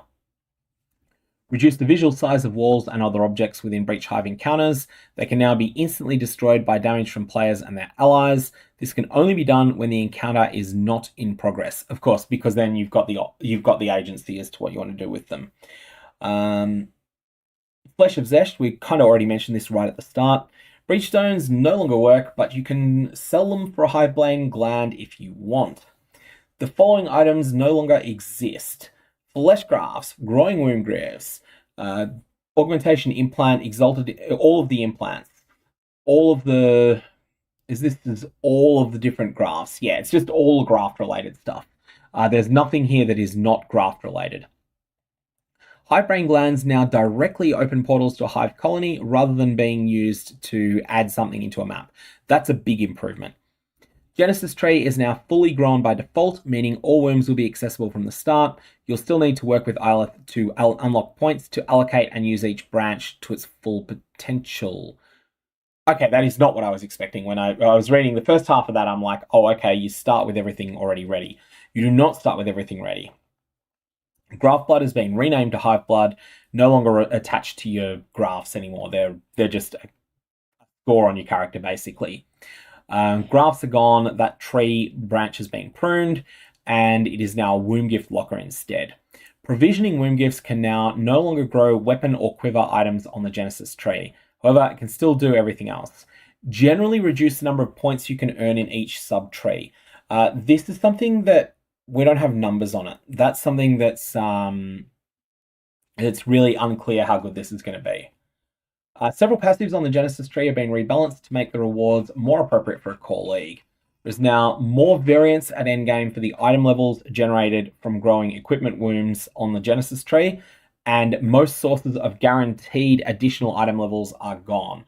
That makes a lot of sense.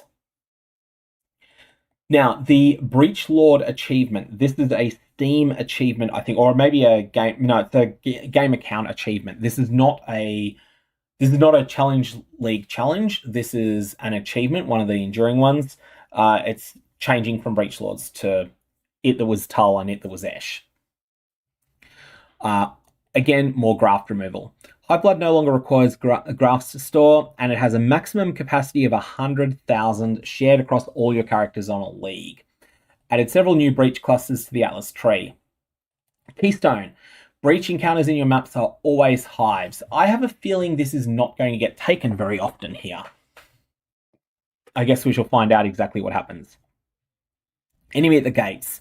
Breach encounters in your maps are always unstable breaches. This, I think, is going to be very popular to take. The hidden on Veldo maps is now the remembered. And so that's easier than the hidden was. Yeah, the hidden was quite hard sometimes. Existing Veldo maps with area contains a breach slot and instead says all areas contain unstable breaches. All breaches must be stabilized and closed in order to claim the reward. All breach scarabs have been reworked. The base breach scarab has been renamed to Breach Scarab of the Hive and has area contains a breach hive. Breach Scarab of Snares has been changed to be Breach Scarab of Instability, which is 2 additional unstable breaches. So that's the Breach Scarab of Snares. I have a feeling that's one of the rarer ones. So let me just check that on POEDB. This is Breach Scarab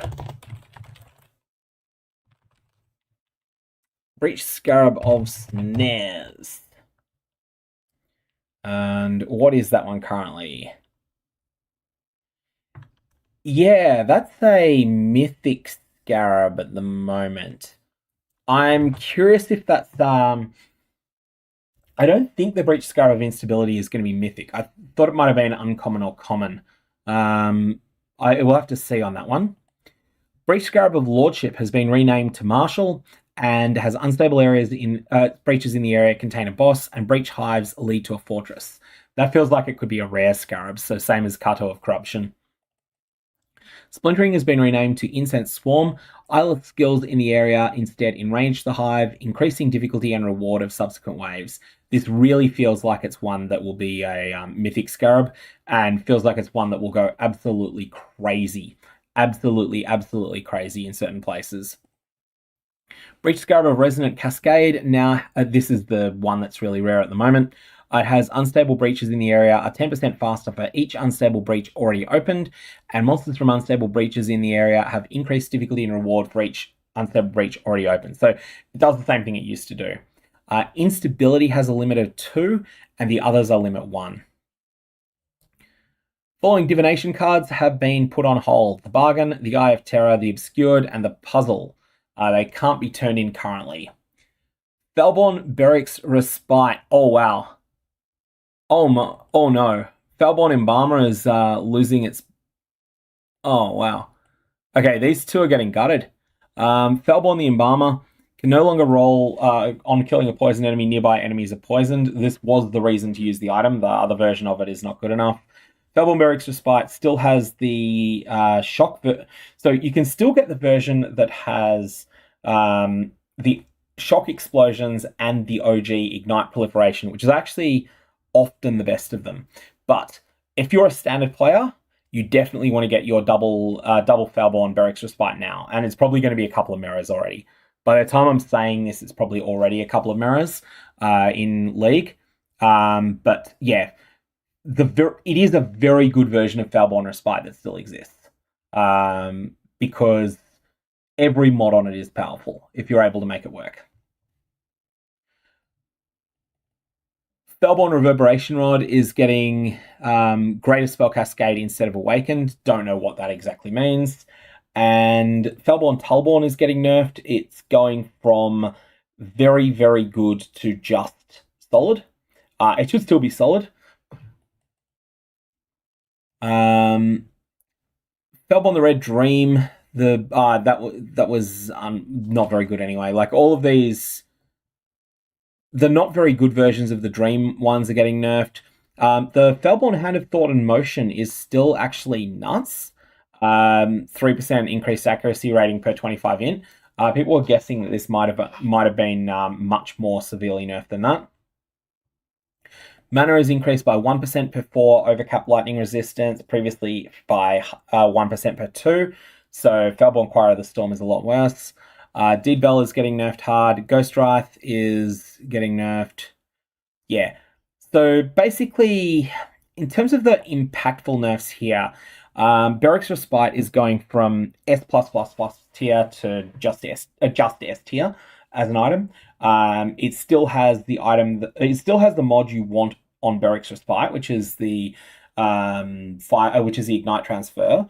Now, the builds that were using it this league actually didn't need that. But it's still a fully functioning Barracks Respite with the mod from Impulse's Broken Heart on it. So it is really good still. The Embalmer is dead, and that's a pity because this was something that was on my short list of things to maybe play around with.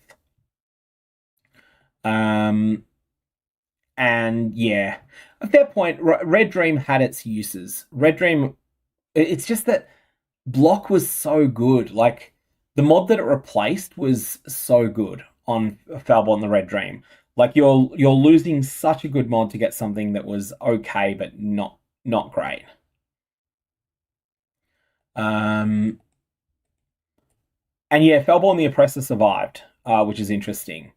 As turmoil grips the Atlas, the Harbingers appear to have departed Rayclass, leaving behind only a cryptic message. While the beachhead lies quiet for now, perhaps one day they will return.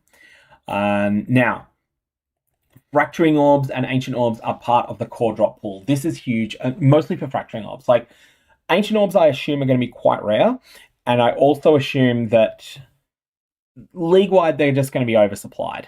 I feel like they're the sort of thing that can be 2 to 4 times rarer than Divine Orbs and still not be all that popular. And then we have the Fracturing Orbs, though. Even if they're 10 times as rare as Divines, even if they're 20 times as rare as Divines, a lot of Divines drop across the league. There's going to be a lot more Fracturing Orbs that exist than have in the past. I don't think they're going to be more than 20 times rarer than Divines. So that's going to be substantial. Because they're in the core drop pool, they're also going to come a lot from Kingsmarch. The new Kingsmarch, that is, the Metals version, which I think is the best. So this is just a jackpot that can drop off any random monster anywhere. And with them doubling drop rates on base currencies, I feel like this is going to be a pretty substantial boost to just the loot from killing monsters.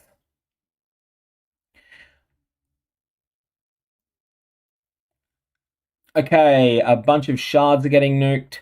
A bunch of Harbinger orbs are getting removed as well. Divination cards are just going to get put on hold until they can get in touch with the person that made them. Finally, the silliness that is all of the Harbinger fragments are being gone. The base versions of the Harbinger uniques are gone, but added to the core drop pool, the upgraded versions. So this is just new cool stuff. These are probably going to be quite rare uniques. They might even be tier 1 or tier 0.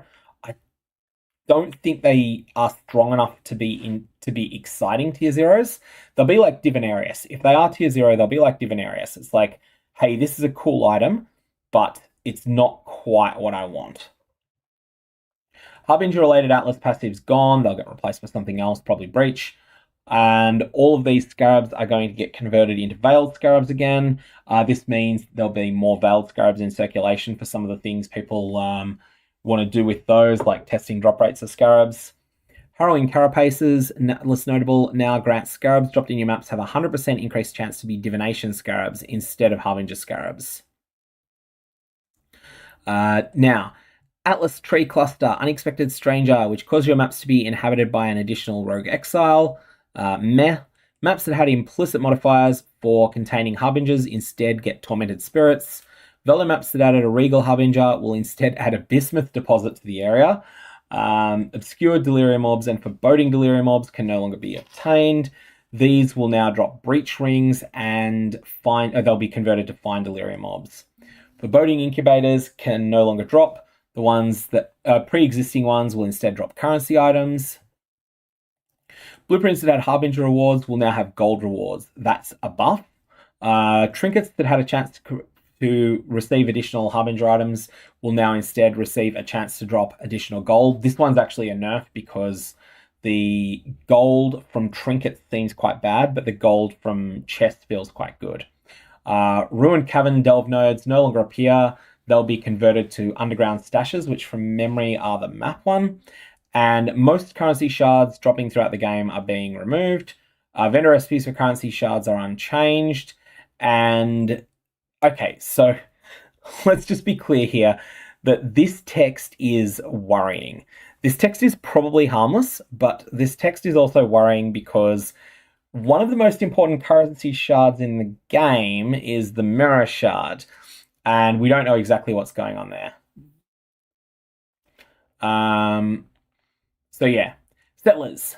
Kingsmarch has opened a new shipping trade route to a new Karui port, Mota Aro. Shipping ores and bars in Kingsmarch will now return currency items, while shipping crops will return equipment items. We already mentioned this. This is a crazy huge change. Like this means that gold farming is now something that only matters. Farming in Kingsmarch is probably nearly dead. Not completely dead, but nearly. It's just something that I think it's just for SSF now. Realistically, we've got to find out exactly what everything does again, but you can generate stack decks with it, but it's not going to be very good. In Trade League, you just do some stuff with trading.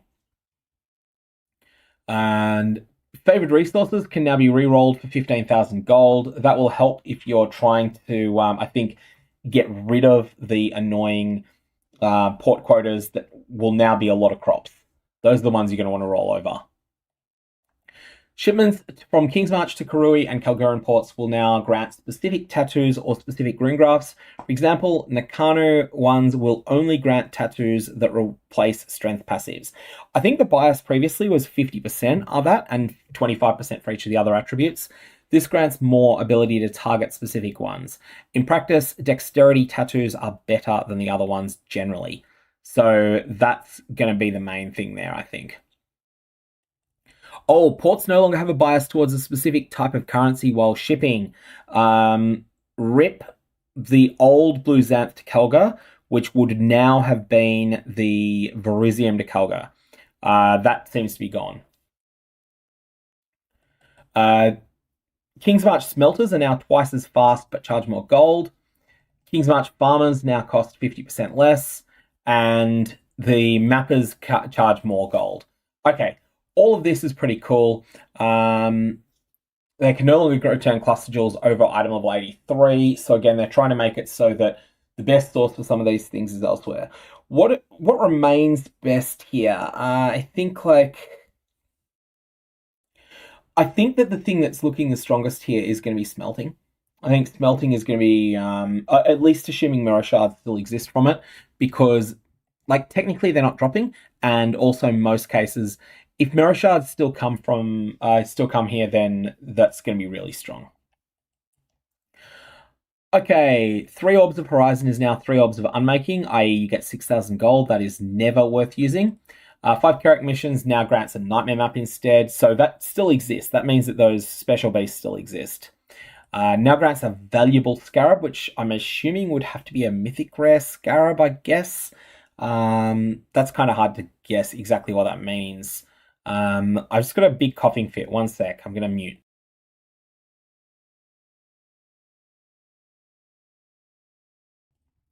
Ugh. All right, that is better out than in. It was a huge one. Non-corrupted Awakened Gem by 1 is now going to give 500 million to XP to an exceptional support instead. I don't like that thing existing, but anyways, it does. Reroll an Awakened support now sacrifices an exceptional support gem for 3 high-level, high-quality support gems. That's actually way worse, because they want to keep these exceptional support gems tied to specific bosses, don't they? So, yeah, Awakened support gems are gone from standard, I believe, as well. Or at least they're being replaced. Maybe they still exist. I guess we'll find out on that. I also don't know what's happening to the divination cards that give a level 6 Awakened support gem. That's a good question that's come up there. Betrayal. Some syndicate members are changing their rewards. ITF in transportation now offers a trap stash with Foulborn unique items. That's pretty good, honestly. Crafting spree with a random breach ring that you can use Foulborn currency on. That's weird and fun. Rin in transportation is now originator influence maps. And Rin in research is now a trap stash with scarabs. And vegan in transportation, incubators, that's rubbish. And Tora is cartography scarabs, which is quite alright. Because cartography scarabs are among the better of the scarab types. or at least they have been in the past. Maybe they won't be so much with the new system for maps, because there'll be more wasted maps. Although there's also gold conversions on maps as well. Yeah, we got to play that one around. Sulfite Scarab is being nerfed. However, the base amount of sulfite is being doubled. So that ends up being, it's not quite net neutral, it's close. And changed the way sulfite veins in maps scale with map item dropped quantity to be similar to how Settlers Ores scale. I'm not sure, I think this might be a nerf. Settlers Ores, I think, scale with 50% instead of 75% of quantity, but I could be wrong on that one. Generally not sure. 2gen no longer sells cluster jewels or abyss jewels in his shop, so they're being shunted off only into their own mechanics. Possessed Legion monsters can no longer release tormented spirits when being broken out. They can still release tormented spirits once broken out. Okay, so that's something that, oh yeah, there's that really broken scarab thing there. Added a modifier to ultimatum that prevents players being able to block. Yeah, that's something that's on the nastier end there. Dialex is asking, with the new tier system, how do you designate what map your map runners will run, if that makes sense? I assume maybe the Kingsmarch map runners no longer generate. Maybe they no longer generate any divination cards. Or maybe it picks a map at random for them to run. I don't know on that. Player changes. The Templar now wakes on the Twilight Strand, more in touch with his faith. Starting skill gem is now Holy Strike, and their starting support is now Hello Support. Totem placement speed now also scales the speed at which totems emerge. Ranged attack totems now have a base placement speed that is longer. However, that's more than compensated for there. Channeling spells such as Lightning, Tendrils of Escalation, and Blight will now channel towards enemies from further away when used by totems. Intelligence is... Oh, they've actually done it. They've nerfed int stacking for intelligence. It's still real. Like, this effect is still real. This is only going to be a big nerf for int stacking. And even then, it's not crushing, but it's noticeable. That's something that's significant. All sources of reduced reflected damage taken have been replaced with a percentage of damage cannot be reflected. Okay. This is one of those things that has been killing players unexpectedly a lot. A lot of the time, you'll get asked, why did my character just die? And the answer is, you are running a reflect map, and you've only got 110% reduced reflected damage taken, and some monster has applied a shock to you. Or maybe you're shock immune, but some monster has applied something that is a pseudo shock. It's an effect that isn't actually shock, but it looks like shock. So Players Are Marked for Death was one of the old tier 17 mods, and it's been removed. That was one that was 50% increased damage taken. So if you had 140% reduced damage reflected, you would end up at 90% reduced, and then you still end up one-shooting yourself anyway. So that's something that's pretty significant there, because that means that now you just need 100% of this stat. You no longer need to overcap it in order to be able to survive. Okay, here we go with the skill gem section. Holy Slam, used by Herald of Purity minions and Domblow, is larger AoE. That's pretty significant, I feel. It's only more area, so that's equivalent to like a 15% more radius, but that's not small. Absolution and Absolution of Inspiring. Base debuff duration of 3 seconds instead of 1 second. So this means that you've got more, if you're killing monsters, if you're just marking them with your Absolution and then you kill them with something else, then that's a bit more forgiving. And in particular, no one is actually playing Absolution or Absolution of Inspiring with Ignite at the moment, but it does make it more viable if you really wanted to try that. Minions have better uptime, and the Sentinels of Absolution are better. Animate Guardian of Smiting is a lot better than it was. Charge Dash is not functional. Consecrated Path. This is getting a boost to damage that is just unconditional. This is just an unconditional buff here. It's like a moderately substantial one here. Consecrated Path of Endurance. Moderate upgrade, not massive, but moderate. Quite a bit better in conjunction with with Ashes, but I don't think people usually would consider using Ashes with it.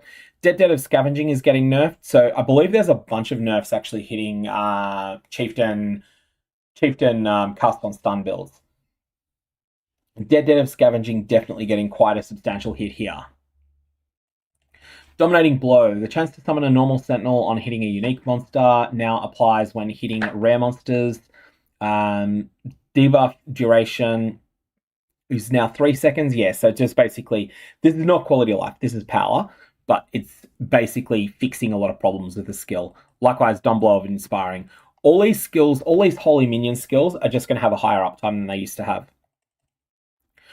Earth Shatter getting nerfed harder than I expected, but not gutting level. We've got to see if there's more of a package here, but my initial thoughts are that Earth Shatter may no longer be the best slam. Got to see the rest of them, but Thunder might be more popular than it now. But Earth Shatter is still viable with those numbers. This is not a gutting. This is not a gutting. This is worse than it was. Energy Blade. Quality is being changed, and this is a big one. Okay, Energy Blade is getting really nerfed hard here because Energy Blade was one of the best qualities in the game, and it's like the drawback that you have. Yeah, actually, the last Energy Blade build I played is actually dead with this. That was the Eviscerate Ignite Elementalist.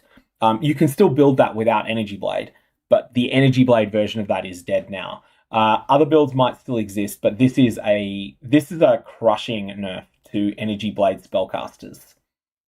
I think Energy Blade will still be viable. It's just that the old builds are no longer going to be the same. Holy Flame Totem, better at high level. Same with Holy Flame Totem of Ire. Orb of Storms can be echoed. Do you want to do that? I don't think you do. Base Penance Brand of Dissipation, 10% more damage. 10% more effectiveness. No longer has an ailment penalty. Quality is better. So Base Penance Brand is getting buffed from, I think it was, Base Penance Brand was mid previously. I think it's going from mid to good. Penance Brand of Conduction, 0.1 seconds when attached is huge.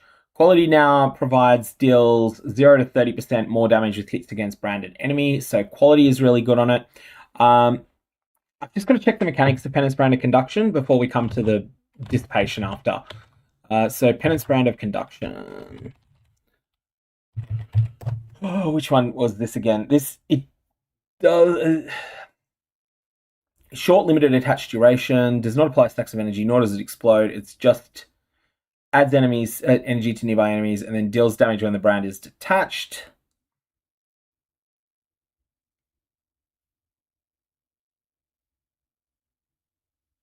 Okay, so this is just a 50% buff to Penance Brand of Conduction. Penance Brand of Conduction is plus 50% damage. It's 50% more damage. It's pulsing 50% faster, and the quality is better. So if you're just at 20 quality, this is going from 115 to 130%. There's like a 63-64% more damage multiplier on Penance Brand of Conduction. Quite substantial. Penance Brand of Dissipation. This is getting nerfed. Let's see how big these nerfs are. So we are losing 1/3 of our scaling. All right, we're picking up some quality bonuses here. The quality bonus is small and only local to the enemy that you're on, but still, 5% refunded here. The pulse is dealing 20% more damage with hits and ailments per energy after the first is pretty substantial, but not massive. The key thing is that it's every 1 second instead of 750 milliseconds. This actually double dips. The double dips on activation speed. So based on that, I think like people were talking about this being 35% worse. This is not 35% worse. This is a lot more than 35%. I think Penance Brand of Dissipation is now going to be like the damage on this is so much lower now because you've got what? You're going from in the time you used to get 8 stacks, you're now getting 6. However, that 6 stacks, they're also going to be a lower average damage as well. Both because you're only at an average of the 3.5 stack instead of the 4.5, and at the same time, you're only scaling 20% per time instead of 30%. So let me just try and run some numbers in my head. I feel like it's the first factor is the number of pulses is down by a quarter. The second factor is also a quarter, but then also you've got this decrease here of the scaling factor.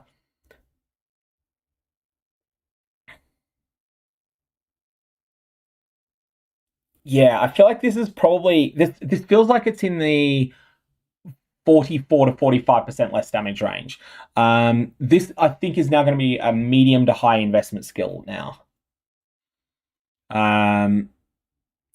So Xenocron, you said your build was 55 to 36 million damage, but is that I'm just not sure if that if this is something that's going to be exactly captured by by modifications that are made in Path of Building, and I feel like 45% is about where it is. So you're measuring something like 36%, and you do still get damage while running away. So I feel like this is one of those skills where if you've got the sort of setup for it, it's going to be viable. It's going to be probably still popular to play, but it also does have some. It is genuinely a lot worse than it is now. Portal is no longer interruptible. That's huge. Secondly, we've got Purifying Flame of Revelations is both faster and less mana per use and more damage. So everything about this is better. I've not played with this. I don't know if it needs it.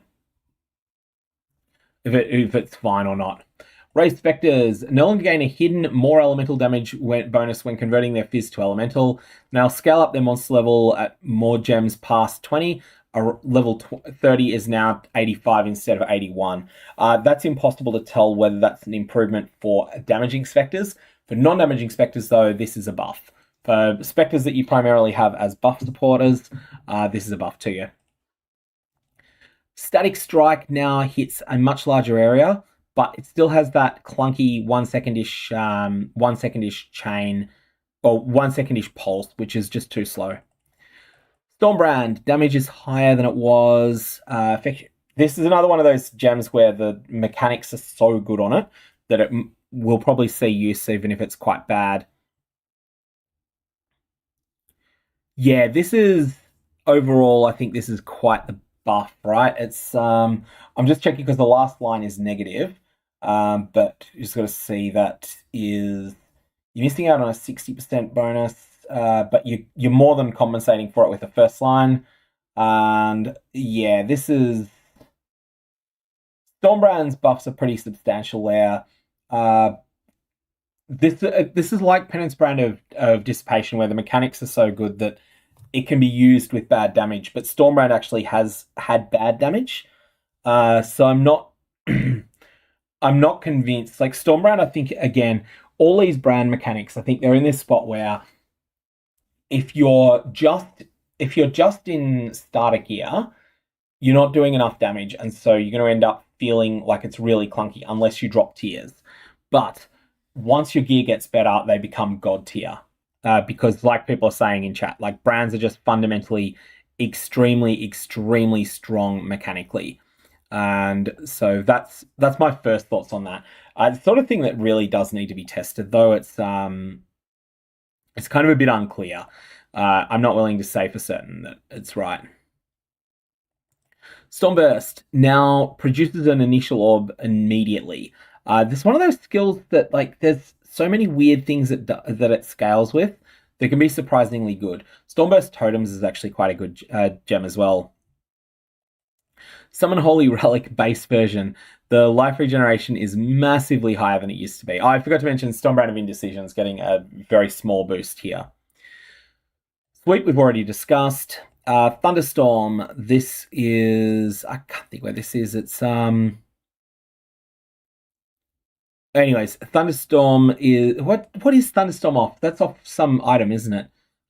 It's getting way more damage with ailments, which is potentially quite good. I'm going to check that out. Thunderstorm is on something. Thunderstorm. Oh, no, it's a skill gem. Why am I getting this? Why am I not thinking of this? It's a bow attack. Oh, okay. Huh. There we go. I'm a bit silly there, forgetting that entirely. So the thing that's worth noting, people are mentioning Holy Relic being good. Holy Relic of Conviction is incredibly good already. Holy Relic is its own thing. It is not the same level as Holy Relic of Conviction. And it is not Holy Relic of Conviction that's getting the buff, it's this one.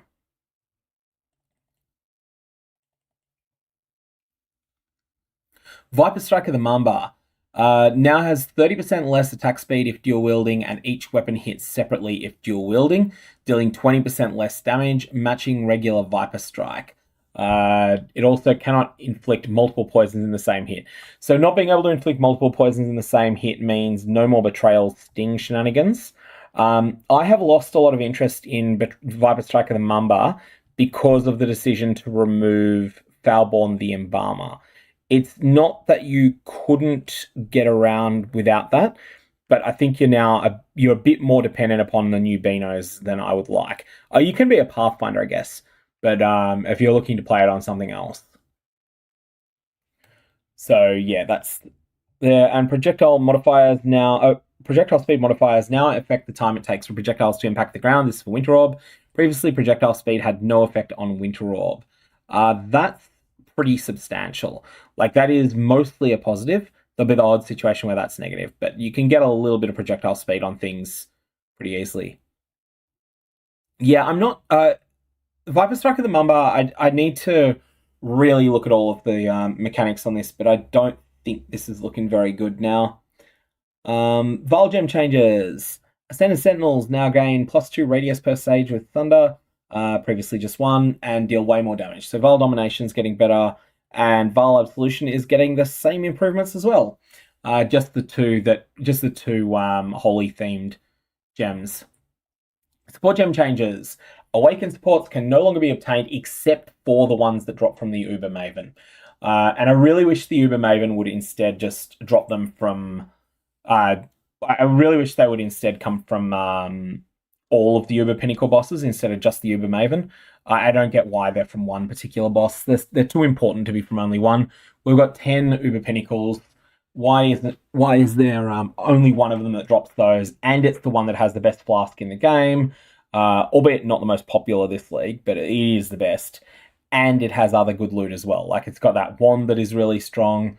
Uber Maven doesn't need to have a monopoly on Awaken, Empower, and Light and Enhance. It should be all 10 of them.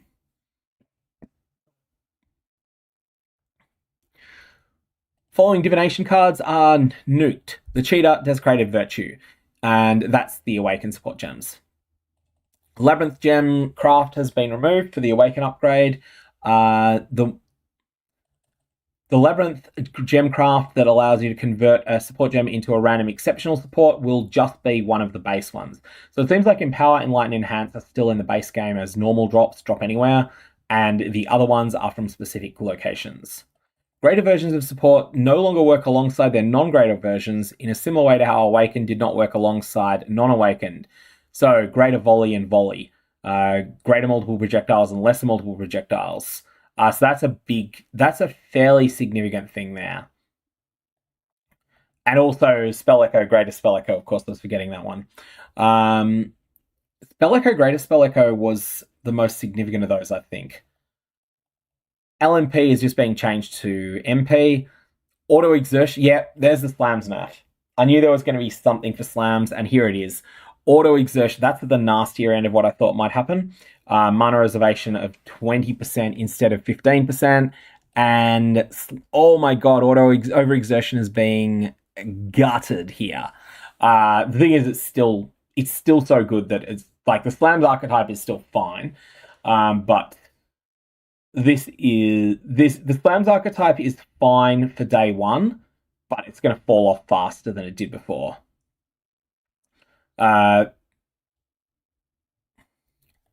Oh, Chieftain's getting changed, more reliable and weaker.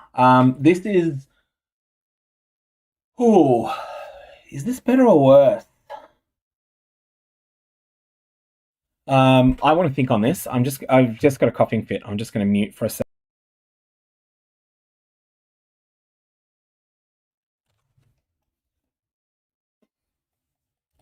Yeah, that is a big nerf to slams though. Big nerf to slams. So this here, I think, is more reliable, less powerful. I think with the radius still being big, this is still fine. It might be the case that sometimes you kill a white monster and it's not able to kill a rare monster with the propagation, but you'll probably get, like, as long as you've got some other spread, this is fine. And this is, yeah, there's the odd situation where this is negative, but this is definitely worse in some situations. It's also better in some. It's just kind of all over the place. And I feel like this is fine for some of the various Righteous Fire versions, especially the ones that spec much harder into amplifying up this effect. And yeah, Custom and Stunned is definitely getting hit in a lot of places. The Custom and Stun build is basically no longer going to be a serious thing, I don't think. We'll find that out. It might or might not. It might be okay, but it doesn't look like it. Sentinel of Radiance no longer has a duration. It's now faster than it used to be. Doesn't persist between areas. Effects that grant random shrine buffs, such as this, now instead grant greater shocking, freezing, and skeletal shrines instead of the regular versions. So certain shrines are better. Time of Need is every 4 seconds, cleanse curses and ailments from you. I don't like that very much. And there's a new node, Marshal of Divinity. Inflict Hallowing Flame on melee hit. You can inflict +1 tier of this and gain 10% of physical as extra lightning for each of your Hallowing Flames that have been removed by an allied hit recently, up to 80%. Oh, that has a lot of potential. Like, you've got to be in a weird situation to use this, right? You've got to build around this, but it's like that's a lot of physical added as extra lightning, and it's not an unreasonable set of requirements to pull off. It feels like you kind of want to summon like skeletons or something that can just donk enemies and eat up your divinity, but that's only if you're focused on your own damage. I have to. This requires a lot of. This is not actually something to require thought. This is something that requires playtesting to be certain. Not really clear on this. Warden. Minus 25 damage taken of each damage type from spell hits per bark, previously 15 for fire, cold, and lightning damage. So this is then going to hit physical and chaos as well. It's flat damage, so I think it's just not there. It's very strong against certain hits, but and those numbers are quite high, but still, like, it's not reliable enough that you want to stand in the middle of a pack with it. The Avatar of the Wilds now grants 100% more elemental damage when unbound, previously 80%. I don't think this is an overhaul to the Warden so much as just like little tweaks. The Warden was very playable without being amazing. Opportunistic is being buffed to just be completely outright immune to Reflect, which is a big improvement. As well as that, like, the Assassin's kind of fun at the moment. It got a bunch of work on it. But the thing I was messing around with it with what do you call it? Viper Strike of the Mamba is probably gone now. Perfect Crime Notable now has 30% less damage with triggered spells, previously 35%. Like Clockwork is 50% CDR, and Calculated Risk Notable now has enemies hitting you as unlucky. Most monsters deal 80 to 120% damage. So the average is 100%, and this nerfs their average damage down to 93 and a third percent. So it is 1/15 decreased damage taken, which is live. Like that is a real bonus to get. It's not massive, but it's real. The rest of the package, I just think these are small incremental changes that aren't going to excite people to play Saboteur, even though it's probably enough on paper, but I don't see people being super excited by it. Next, Legion of the Primordial is being hurt, but is honestly, it's still the best. It's still probably the best 2-pointer in the game. Even without the 50% increased buff effect, I think it's still really good. We've got to check if there's any other changes to golems, but as that stands, I feel like this is leaving Elementalist in a strong place. That's my first thought. Got to play around with that, but just the fact that you're resummoning your golems so reliably is really strong. Really, really strong. Assassin Notable now provides damage can't be reflected. We just mentioned that one as well. Bloodlines. The King's Might, King's Heritage, and King's Contempt bloodline passives now grant their respective aura effect while you have minimum Frenzy, Endurance, or Power charges respectively. Previously, no Frenzy, Endurance, or Power charges. Oh, okay. So if you can get your minimum to equal your maximum, you get the benefits of it. That's better than it was. Most of the time, it's not going to matter, but occasionally it might. Breachlord. Cryogenesis is now, if intelligence, this is replacing the really good node on the Breach node, but that was something that was only going to exist in Keeper's League because it was graft related.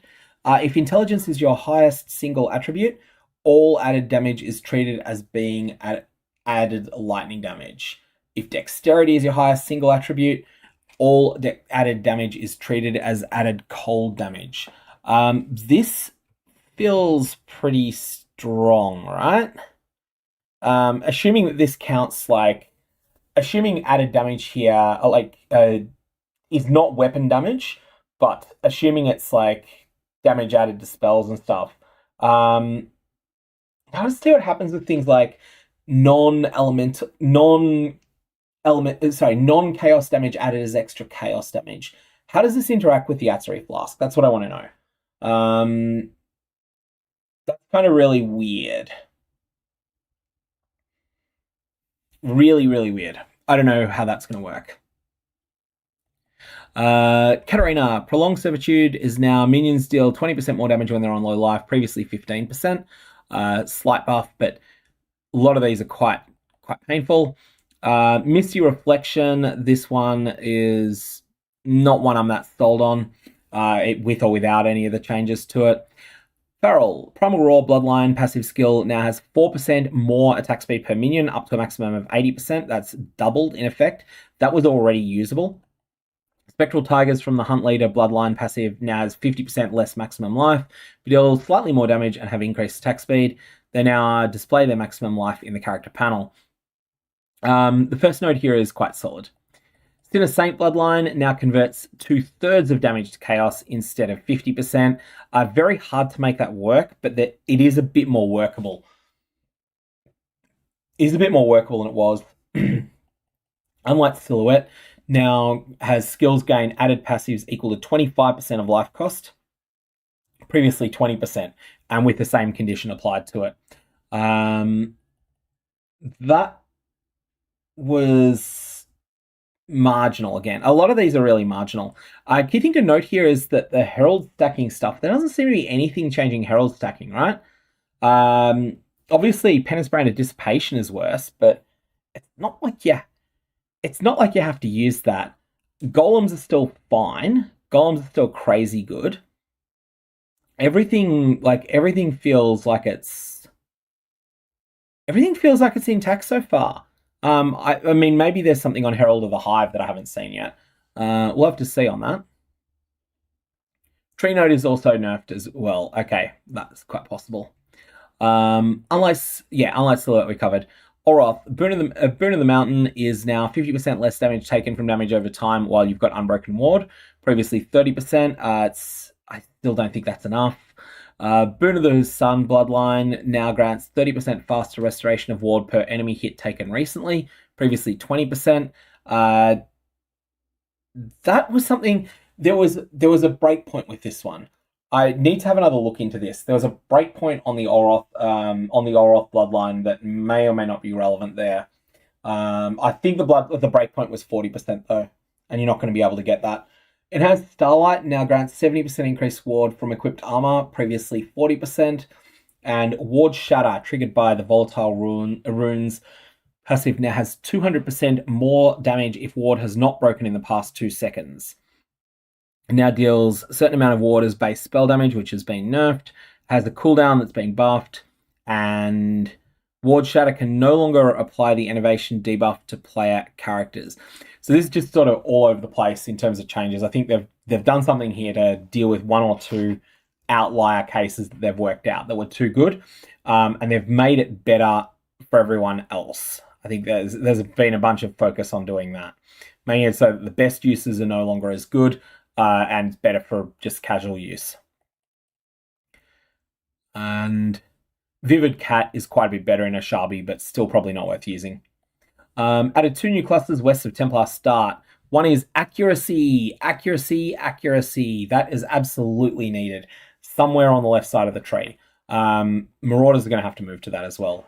And actually, they're both accuracy. So one's accuracy, attack AoE, and one of them is effective consecrated ground and accuracy.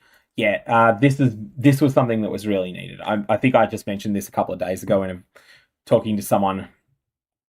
I'm glad to see that one coming in there. Add a new protection mastery that provides 50% of damage from your hits cannot be reflected, replacing the mastery that granted 60%, 5% reduced effective wither on you. That makes it easier to get 100 because you only need 100% of this stat now. That makes things a lot better than it was.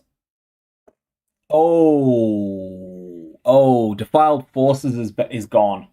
Defiled Forces is gone. This is huge for certain Ignite builds. Actually, this is really big for Corpse Explosion Ignites as well. This is probably worst for Corpse Explosion Ignites, but this is really, really substantial. Yeah, that's enormous. This is a bunch of the things that people are using to trivialize bosses are getting removed. So the thing with Defiled Forces, right? People talked about Penance Brand of Dissipation having a really OP playstyle where you just drop the brand, then you run around in circles for a while. You could do the same thing by dropping Val Flame Blast on something, and then, or even just a fully charged normal Flame Blast, and then afterwards continually reapplying it through Defiled Forces. So you'd be running around in circles and just dropping Defiled Forces on the monster. So this is something that is addressing that. So it's basically things that trivialize bosses. I think that's one of the things they're going for with that. Evasion ES Mastery is 1% evasion rating per 10 int, previously per 5 int.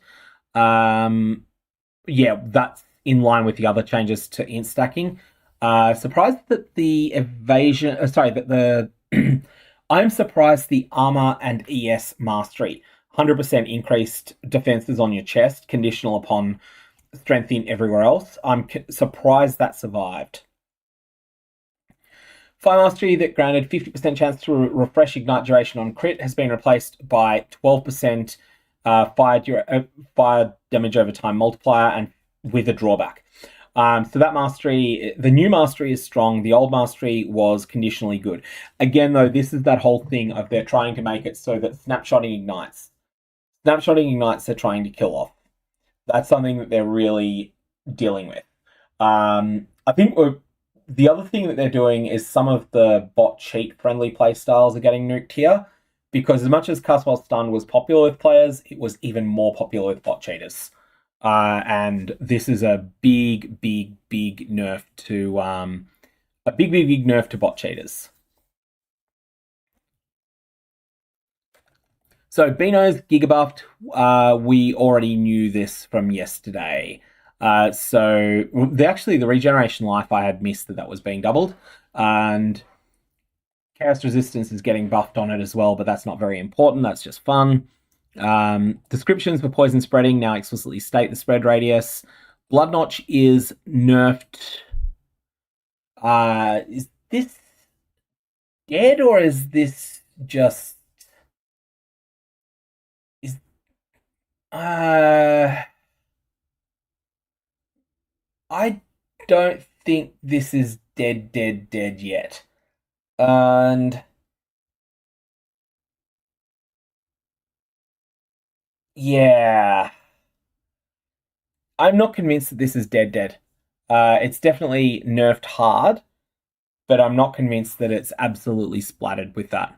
The rest of the package is hurt hard, but people always overreact to nerfs, and it's like people swore black and blue that Seismic Trap was dead the first time it was nerfed, and it wasn't until the third time it was nerfed, and even then it wasn't dead, it was just no longer S tier. So I think like any Castle and Stun build still has to use this pretty much. We'll see exactly where it goes, but yeah. Bloodseeker it's essentially, I think that the bottable versions of it are dead. The non-bottable versions with a human playing them are probably still okay, but whether they're good or not is another question. Next we have Bloodseeker. So this alone is not enough. The damage buff on it is welcome, but it's not enough. Remember, this is a tier 0. It is no longer getting 5% attack or movement speed, and it is getting a bunch of stuff added to it, but I'm not sold. Bloodseeker is not enough. Bloodseeker is still dust.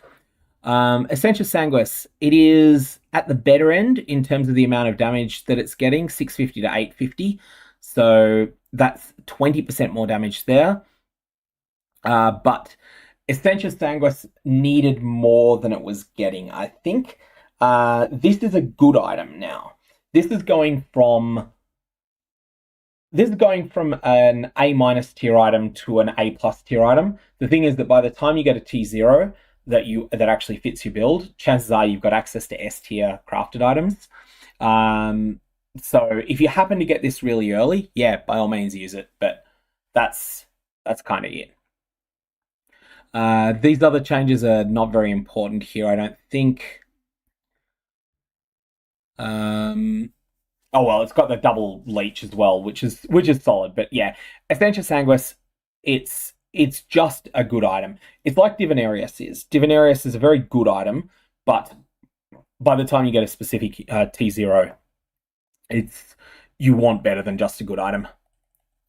And now we have Hand of Heresy is now way better than it used to be.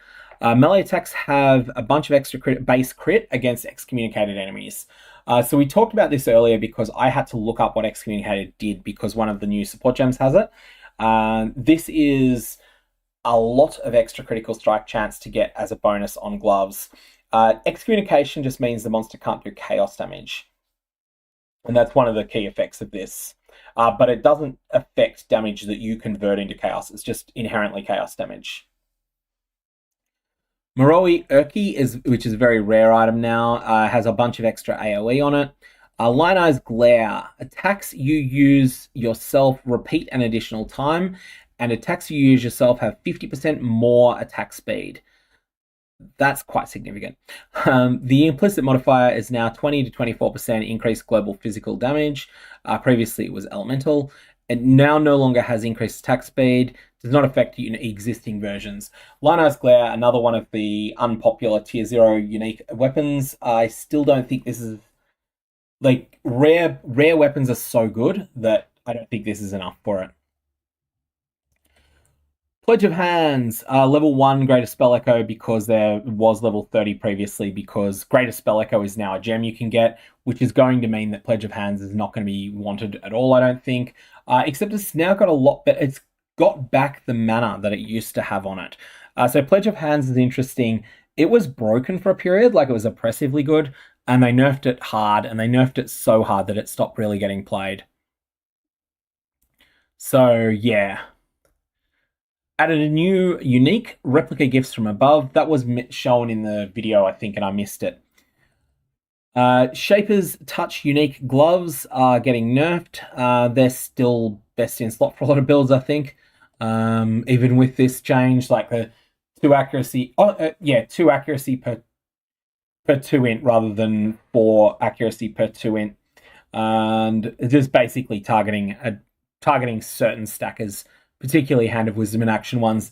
This is the other nerf to Hand of Wisdom in action things.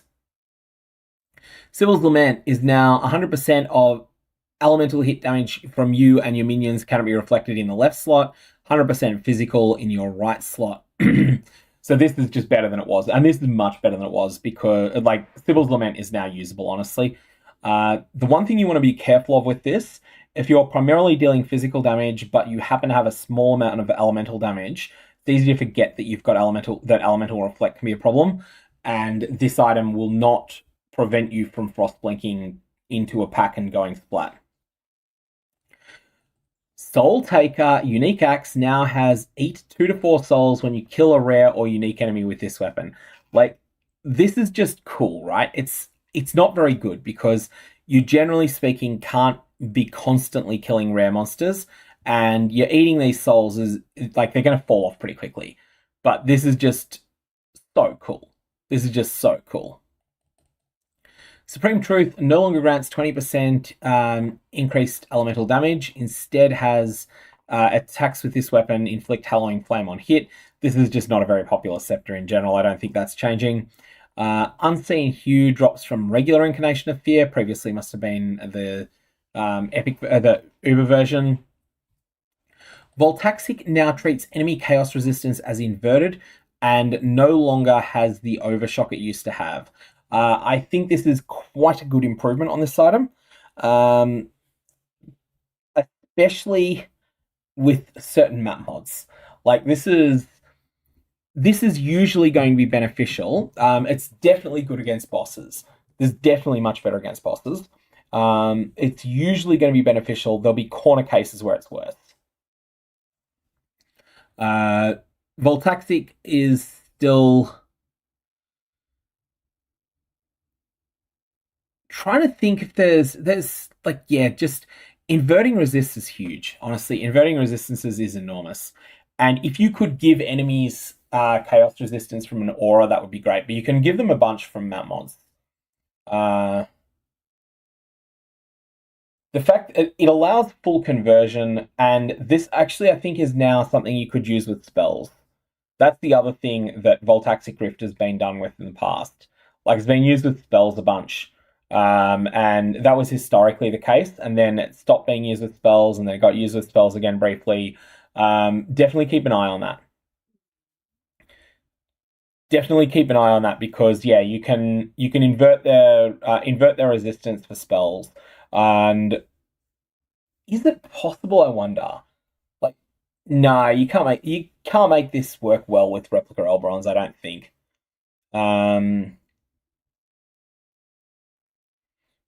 But yeah, the main thing will be finding ways to give enemies more chaos res. If people can solve that, there's a bunch. So if an enemy has 30% chaos res, then this is like this buff to Voltaxic is like 85% more chaos res, except at the same time your shock is like your shocks are going to be a little bit worse, but it's like 85% more damage against something with that. If they've got chaos res of 40%, like most of the pinnacle bosses, then this is 133% more damage, which is huge.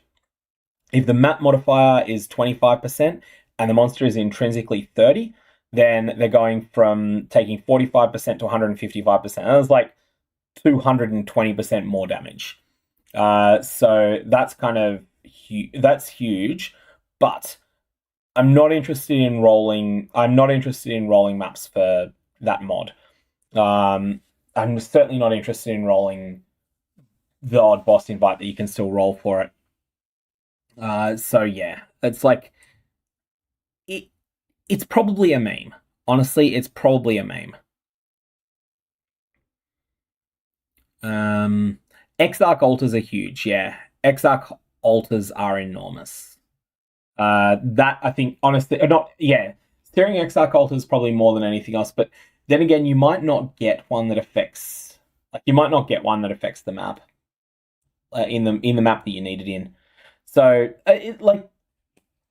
there's going to be some cool things that are found with this. This feels like there'll be a build of the week around it. And I think that build of the week, it will narrowly be very good, but it will be very narrow. This does not go on most builds. This is not like this is something that's as narrow as your Righteous Fire helmets. Like, those things are terrible items, except on the build they're extremely good on, and then they're absolutely nuts. But if you put one on a normal build, it's just a waste of space. Voltaxic Rift is like that.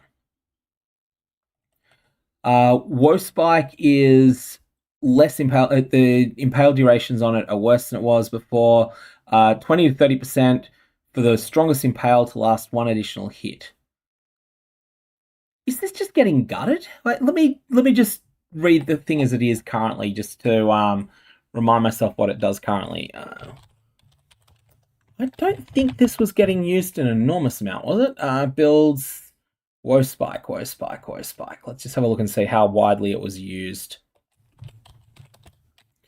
Woe Spike was on 0.3% of builds. So,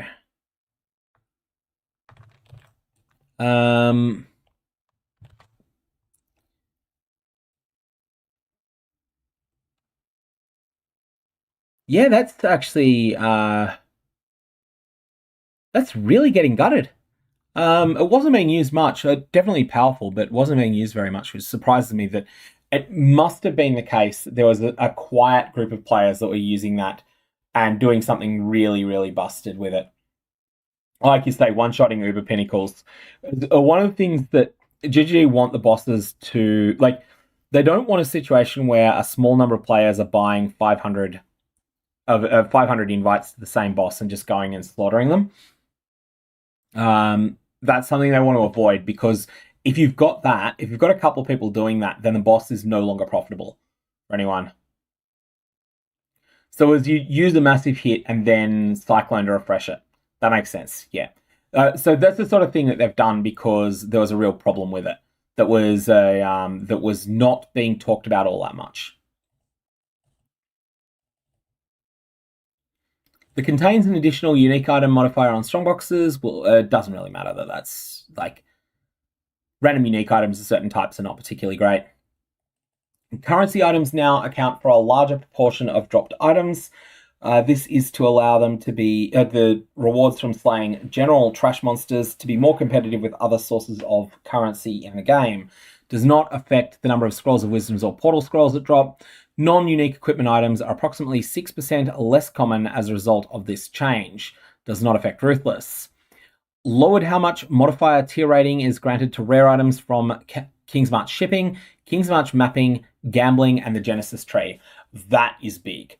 That is actually a big nerf to those things. We don't know what the numbers are going to be on this, but that's a pretty substantial one.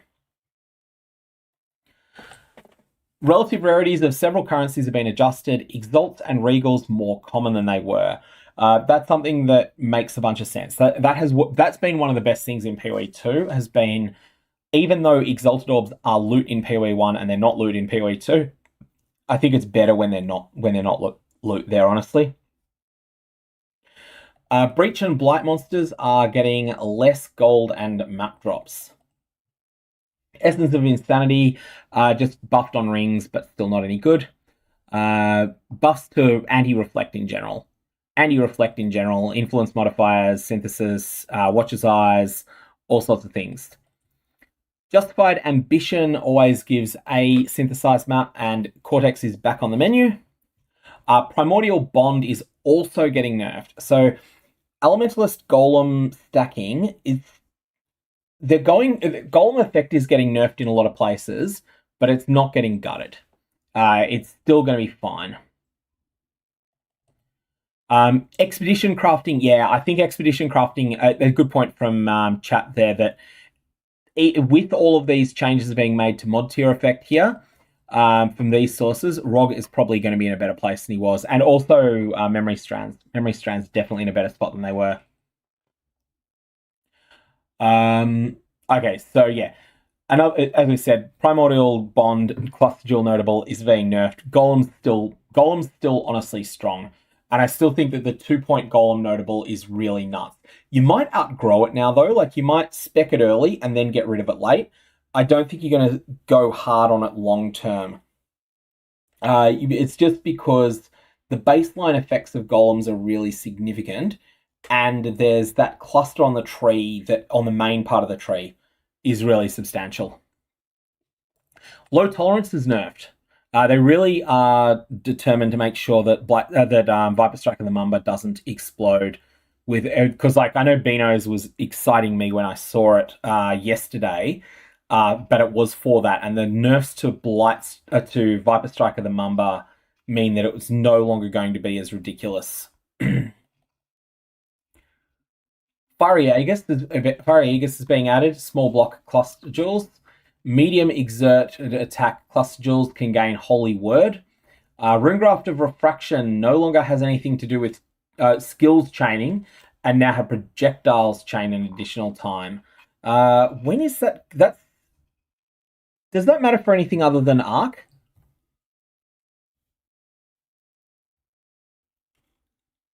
Does that work for anything other than Arc? I don't know. Deathwing Mamba is still going to be dual wielded because of your choices between, right? You've got a real weapon.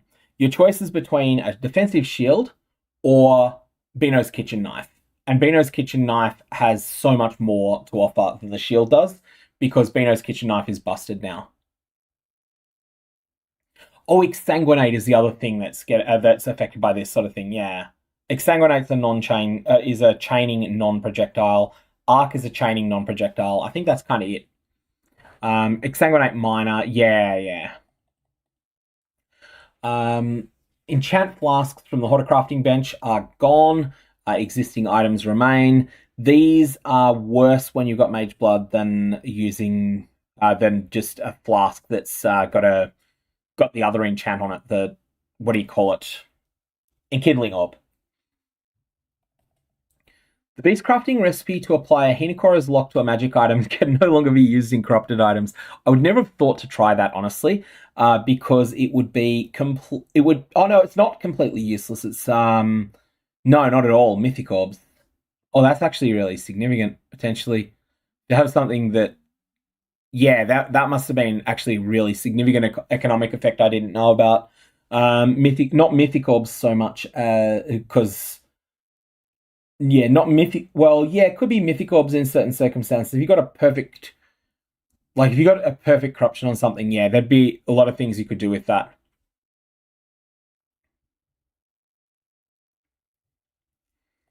All essences now have a maximum stack size of 10 rather than 9. This is a quality of... 9 was originally quality of life, because for some reason they didn't want to go 27, but the vendoring up was more significant earlier on. It's less significant now that the only things you pick up are shrieking and up, except maybe on day 1 you pick up screamings. So that's the reason for that change. It's interesting. The old version was fine. Yeah, Magic Jewels for the Adorned potential. Although you can't modify a Magic Jewel for the Adorned. I can't think of anything you could do to modify it. Magic items can't really be modified very much when they're corrupt. There's mythics. There's quality changes. I can't think of much else.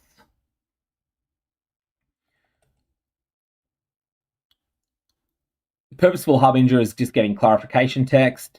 Unique maps are cheaper to trade than they were in the past, and itemized beasts have lower gold fees that are no longer dependent upon the modifiers on them. Ruthless specific. Quickstep is better cooldown rating if used when no enemies are in your presence. That's huge. And Paths Not Taken is also, yeah, another thing that's there that's nice there. Monsters. Damage dealt by Rusty crushes shock rifle by 50%. That's a lot. Quests. So, Holy Strike right at the start of the game, and Scion can buy it early. Hello support purchased by the Templar after complete very early in the game, and the Marauder, Witch, and Scion can get it a bit later. Early Prolive support you can get this a bit earlier on the Templar than previously. Mercy Mission is the Quicksilver Flask one. Shield of Light, this is now offered to the Templar for completing Intruders in Black. This is not the midpoint of Act 2, but like the first milestone of Act 2. And you can get that on the Templar or buy it on the Scion.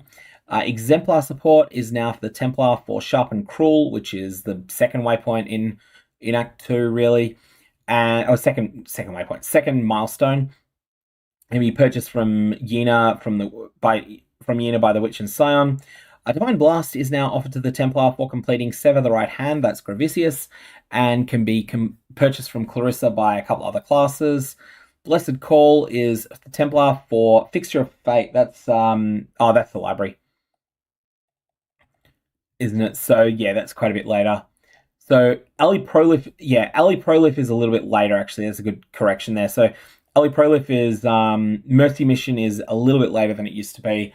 You used to get it on the beach. Now you get it. Now you instead get the new gem on the beach, and then you get this early if you want it.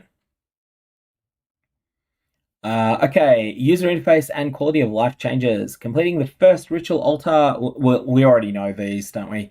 Just looking if there's anything we don't already know.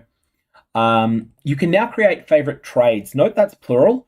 I don't know what the number of these is going to be.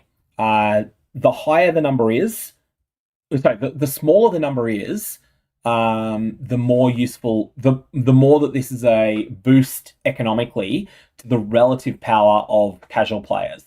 The larger it is, the more of a boost it is relatively to flippers. And when I say relatively, what I mean there is that, like, if you're able to have 20 favorite trades, that's a huge buff to flippers and only a modest improvement to a non-flipper over just having 2 of them.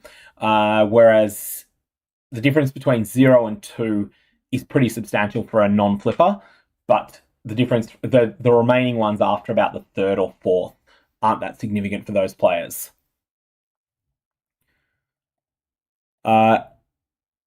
Okay.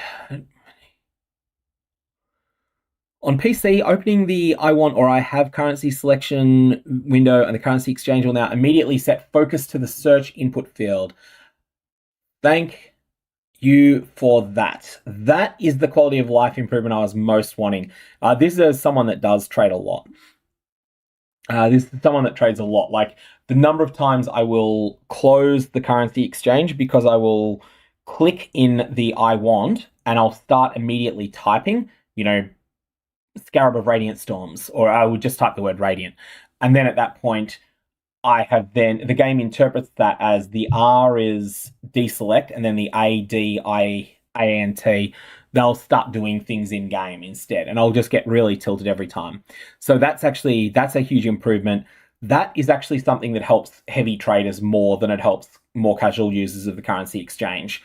So that is one of those things that, like, as much as I love this change, I do feel it might actually cause a little bit of blowback by making item flipping more compelling than it is, because it was quite uncomfortable to deal with that at times. So yeah, I just wanted to point out that, like, some of these things that are positive changes that I like, they will have some negative side effects. That's always the case. Okay. Okay, so we already knew about this. We've talked about this in a previous video. Heist display caches at the end of a blueprint are no longer targetable once lockdown begins because you could no longer interact with them anyways. That's fine. That is actually just, that is better. That just means that in certain circumstances where it's not common for a blueprint to be tense, but if a blueprint is tense, you're not getting distracted by misclicks there. Number of modifiers. The list of modifiers affecting excavated monsters and chests in an expedition will now split into multiple columns to display all text if there are sufficient modifiers that would otherwise go off screen. That only comes up with the Mythic Scarab for Expedition, the one that triples the effects of Remnants, but that's a big deal. Add quick use currencies to ritual shrines. The buttons will only be visible if you have the relevant items in your inventory. Everything about that is good. Control clicking divination cards in the divination window automatically turns them in. This is almost always positive, and honestly, it is positive. It's just once in a blue moon, it's going to be annoying because you'll misclick the wrong vendor, but that's going to be so rare that doesn't matter. And Forbidden Tomes now display the area level of the Sanctum on their inventory icon. That is good. Buff icon for making easier tracking of dead orb specters. Shrines are easier to highlight, which we already knew. Aiding an Archivist no longer shows on the quest tracker when not in Act 10. Thank you for that. That's a huge improvement. Kingsmarch prospecting and exploring Kingsmarch no longer show on the quest tracker outside of the Karui shores. That's good. Where they exist, Eternal Orbs can be traded on the currency exchange. Something I want to point out here, right? This is something that's an odd change to make, assuming that Eternal Orbs are still non-existent. So if this is something that might or might not hint at Eternal Orbs coming back. I don't think it. I think it's only a light hint. It's not something where I say, "Hey, this is proof. GGG just added Eternal Orbs back." No, it's not proof. It's just something that is like maybe it's been done for a reason. Alternately, it could have been done for Ruthless, but I doubt it. And Standard League, yes, there are people who play Standard, and honestly, I think GGG should continue to put quality of life things into Standard. But the people that need this quality of life are not like the people who have Eternal Orbs or can afford them are not the sort of people that are gonna particularly care whether this is added or not. They might like it. That's significant. Very good point that's been made by Amuffy just on something we forgot earlier about the shrines is that that makes the goal a lot better. So yeah, this could just be for consistency, but keep an eye out. There was Eternal Orbs in Legacy League. They were added back for that. Hinakora's locks mostly fill the same role that Eternal Orbs did, but they're not exactly the same thing. So just keep in mind that these things exist as something that, just maybe we'll find out on day one that Eternal Orbs exist again. If they are in, maybe there's something that's just for Mirage, and they'll probably be very, very rare if they are. Offering an item while applying a Divine or a Blessed Orb now highlights the specific modifier values that will be rerolled. I talked about this in an earlier video. This is one of those things that most of the time it's obvious, but the small number of the times it's not obvious, it's an absolute godsend. This is Replica Dragonfang's Flight is the reason for this change, because Replica Dragonfang's Flight works so differently to All's Uprising when you apply a Divine Orb to it that you wouldn't necessarily think of this otherwise. Also, Blessed Orb on a Guardian map, for instance, is something else that's really big there. Added UI feedback for when a Mythic Orb destroys the target item. So I don't know if people know, I was involved in the community effort to reverse engineer how Mythic Orbs worked. And we think we got it. We think we worked it all out, subject to a couple of things. But it was a lot of fun playing around with that. It was a lot of fun, and just making some really goofy and weird unique items that had some genuine use cases at the time too.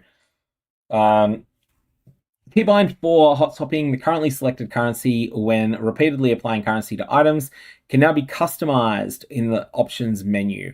So that's actually really good. That's the whole, I'm spamming alterations on an item, but I also want to apply an augment sometimes. That's a really good feature in general, and they've just made it slightly more user-friendly there. Map items are no longer required to set guild tags. You can now reclaim the items that you used if you want, or you can try and fight to get some particular name. The arrows at the edges of the Lycia Bloodline Ascendancy class artwork are now 100% aligned with the chevrons of the Witch, Duelist, and Scion starting locations, previously 0% aligned. This is one of those things that just irks people when there's a little bit of a mistake there. That's something that's really funny. Question that's come up a few times in chat is where are we going to get Harvest Beasts from now? They do exist. They're just rare. I think they're just nerfing the amount of them that drop. Add a reminder text for fleeing, granted by, for example, Chance to Flee support. Why Chance to Flee support still exists, I'm surprised. That really shouldn't still exist. There's plenty of bad support gems that have a use case. This one is just way, way, way worse. When using a controller, the Atlas passive tree will now display a confirmation prompt if attempting to close it with the pending changes. Okay, cool. That already happens on keyboard and mouse. And the ability to filter out offline guild members when using a controller.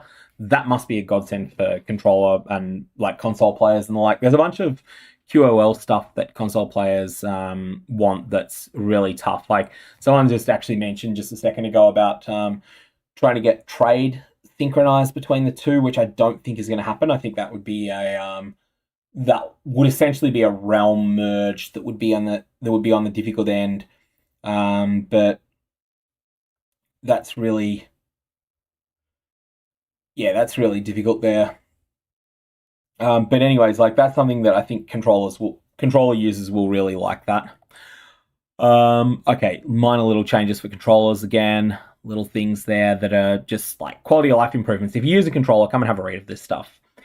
MTX updates. Last that was mystery boxes and Blood Moon level up effect were not working in POE 1 yet. Okay. Well, anyways, they are now. I thought they would have been done ages ago, honestly. I thought they would have tried to have those live for as soon as they started selling that mystery box, which was like week 1 of 040. I'm surprised that wasn't done a while ago, honestly. Now, here we go. It's bug fixes. Someone does make a good point there that, there's a couple of spots where Chance Flea has the potential to be useful if it had numbers improvements on it. Like Pierce has numbers improvements on it, but ultimately at that point it just becomes a generic damage amplifier, which I think are quite boring. Bug fixes. Fix a bug where allied hiveborn monsters could be incorrectly raised as specters. You'll have to get enemy ones instead. There's not very many allied hiveborn monsters, so I don't think that matters. I don't think that matters that much unless there's something specific. Fixed a bug where the Locust Mine support and Runegraft of Refraction did not correctly interact with Kinetic Blast of Clustering's number of explosions, nor Spectral Helix's number of bounces. This sounds like a nerf. That said, I thought that it was working correctly. And I'm surprised on that. Fixed a bug where triggered skills such as Kinetic Flux from Kinetic Instability support were able to cause Poet's Pen to trigger socketed spells. Okay, it's only on direct attack. That's kind of corner case. Skills supported by Living Lightning support could then become supported by normally restricted supports, such as Shield Charge becoming supportable by Multi-Strike. Okay, like there's some really weird stuff like this that's kind of funny. Honestly, yeah, that's kind of cool. Ruberian's pointing out this Allied Hiveborn thing that came from the skill gem that was previously a graft. That makes sense. That's where you got your allied ones from. And they weren't meant to be able to be raised to specters. They could be, but I don't think they were very powerful, so I don't think you would have ever wanted to do that. Just like a really weird thing. Fix a bug where orbs that jump towards terrain from Stormburst could sometimes get stuck, resulting in them not jumping any further or dealing any further damage until the skill was released. And yeah, Stormburst is getting a lot of attention here. It was already good as a totem skill. It was already like kind of corner case weird niche with decay support, but it's definitely not a bad skill, and it's got a bunch of cool stuff going for it. Achievement that couldn't be completed, they're fixing these. Like, these are not very important for people in general most of the time, but for those of you that are completionists with achievements, not talking about league challenges, they're fixing the ones that were actually bricked, that were unsolvable. Incarnation of Dread's Lightning Tendrils skill could persist after death. That was horrible. Fix the bug where having multiple Evolving Shrine buffs ignored the reduced chance for monsters to upgrade rarity every time a monster upgrades rarity. How are you getting multiple of these buffs? Like, I could see how you might get it with the Mirage League. I'm just trying to think how you were getting it in the base game. If Domination Scarab of Evolution, it was a one-of, right? It was a... I just got to confirm that. I didn't use it this league, so... Domination Scarab of Evolution. Oh no, it was limit 2. That's why. It was limit 2. So you could potentially do something really obnoxious there, allowing it to upgrade normal monsters twice quite frequently. I did not realize that they stack with themselves. That was, yeah, kind of crazy, honestly. That was probably really broken, and I just didn't know about it. SST and SST of Shattering could pierce, even though they stated they could not, so that's being fixed there. Fix a bug where Static Strike could target chests it could not open. That would have probably wasted your uses. And where you could get it from. So there's a bunch of bugs related to Static Strike. Shockwave Totem Nova being slightly larger than the actual damage area. This stuff is really tilting when that's the case. So that's just a fix. They haven't changed the area. They're just making it so that the Totem's Nova is going to look a bit smaller, but it's where it was already hitting. Visual area of Orb of Storms was slightly smaller than its damage area, again fixing that up. Chance to Bleed would display as supporting spells, but wasn't working, so a couple of things like that. Fix bug where Vile skills used by Totem will continue to apply new soul gain prevention whether the Totem used its skill and not just when the Totem was placed. So that's really niche. People weren't doing that in general. Ruthless only bug fix. And here we go. Champion Ascendancy. You can counter gaining fortification when you have your own maximum. Yep. So that's a couple of corner cases with Replica Badge of Brotherhood and Champion Ascendancy. Fix a bug where your hits cannot penetrate or ignore elemental resistances was preventing you from penetrating chaos resistance as well as elemental. That's basically a buff to abhorrent interrogation, but still not enough to be usable. And it's not really it's a buff in the sense that they've fixed a bug that was causing it to be worse than it was intended. I'm just looking for things here that might be impactful here. Fixed a bug where the level requirement of the taming could be removed if you remove the implicit modifier via corruption. So this seems like a substantial nerf here. It kind of isn't, because there are better rings at low minimum level generally. Like the taming adds a lot. It's the best percentage added damage ring that you can get in the game, but it's just the best percentage, and what you want is flat damage at low level. So this actually doesn't matter very much. In fact, it's better to use like Beric's Grip than the taming at early game. Once you're high enough level to use Beric's Grip, then at some point, like the taming pool's miles ahead. Not even at endgame, just like sort of Act 8, Act 9. But Beric's Grip, just one of the 3 ingredients from the taming, does so much damage early on, it's crazy. Same goes for like a whole bunch of other uniques early on. Any jewelry piece, like even the humble Ephagon, I think it is, or Indigo. No, there's like an Act 1 amulet that I got. One of my league starts where I was playing as a slammer, I got it in Act 1, and it was just bonkers, absolutely bonkers. And it's just a trash tier 5 leveling unique. But it was just so good to get it in Act 1 because it had flat added damage to attacks and crazy. Fixed a bug where the 10% of leech is instant per equipped claw mastery. Did not specify this only applied to life leech. So this was only applying to life leech. It was intended to only be life, and it's now corrected so that it clarifies that where it's said. Fixed a bug where increased quantity of gold dropped by slain enemies was only attributed to enemies you killed with hits rather than any kill attributed to you. Everything about this stat, like this is a stat that I wanted to see in the game. Now that I've seen it, I don't want it in the game anymore. Not because it's necessarily terrible.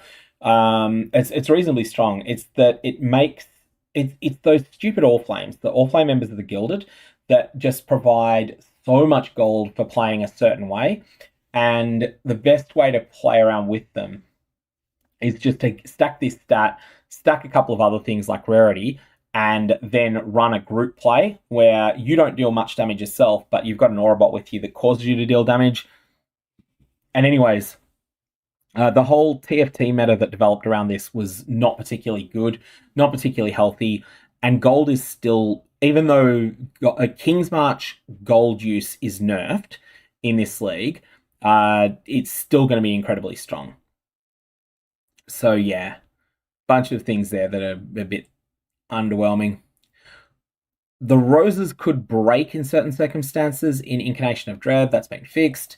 Triathlon gems could sometimes drop from Expedition gem chests instead of only Heist. As intended, they're only from Heist, and that's been fixed. One of my divination cards, the Price Protection. This was not correctly creating corrupted maps with implicit modifiers. So this is normally giving an 8 mod. Oh, of course. Yeah, that makes sense. So what had gone on here when I originally chatted with Harishi years ago? So Harishi's moved on from Grinding Gear Games now. When I originally chatted with him in designing that card, this is the one for an 8. It was previously an 8 mod Elder Guardian map. So originally it was something that doesn't make sense anymore because of just the way that game had changed since then. So they told me to make some changes to it, which I did. I kept the same theme of being something Elder influenced, and we settled on it being a rare Elder Slayer map that was corrupted, and so it was an 8 mod corrupted. Was the way that it was existing in the game for an Elder Guardian. And what I think the original discussions I had with Harishi, I think I had just specified that it was corrupted. I didn't specify 8 mod. So that's going to be what it is there. Herald of the Hive. I was thinking this was going to get nerfed. Here I was thinking this was going to get nerfed. It is going to be... It is getting a buff. I did not expect that. Granted, it's not the biggest buff in the world, but it is now going to be able to break pots and other destructible objects. Fixed a bug where critical strikes dealing cold damage could not stun targets immune to freeze or targets that had critical strikes against you. They've finally fixed it. This silliness, this absolute mess is fixed. This absolute mess of absolute complexity and mess that was critical strikes dealing cold damage is now fixed, finally. This resulted in multiple threads, and multiple videos, like so much discussion over the years. Eventually it got solved as to exactly what it was. So this is now fixed. Critical strikes can stun. That's the key thing. Critical strikes can always stun now. And this is something that was coming up with Cast When Stun builds. It was often very important to them. Cast When Stun has been nerfed pretty hard in this league. I don't think it's going to be popular anymore. It might still be playable, but it's not looking like it's so hot. Next, fixed a bug where changing areas with weapon set 2 active would cause players to need to hit weapon swap twice in order to swap to weapon set 1.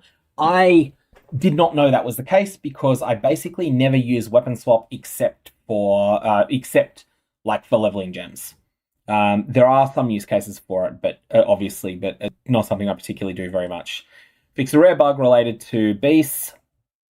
Fixed a bug where certain monsters could grant an unintended amount of ritual tribute. I'm not sure whether this is a buff or a nerf. Fixed a rare bug related to the King in the Mist. Bug with Defiance Banner and Dread Banner could generate with quality when obtained from Sayosa in Ruthless. Very, very niche. Another Ruthless thing. Triathlon gems were bugged and not existing. They're now going to be fixed. Fixed a bug where Summon Spectral Wolf was displaying an incorrect amount of maximum life for the wolves in the character panel. Fixed a very, very rare bug there that doesn't really matter very much. Fixed a bug where opening the Reflecting Mist UI didn't pause the game. That's a big improvement. So this is the in-map Reflecting Mist events. When you tap them, they'll pause the game. This is going to be an improvement in single-player play at least.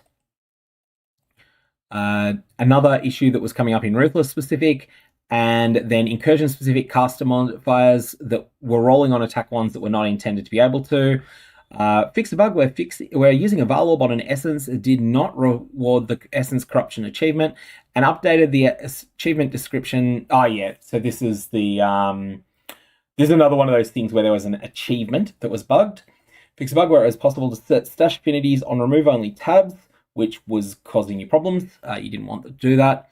That'd be really disruptive if you did that and you couldn't find the tab in question. That'd be really, really messy.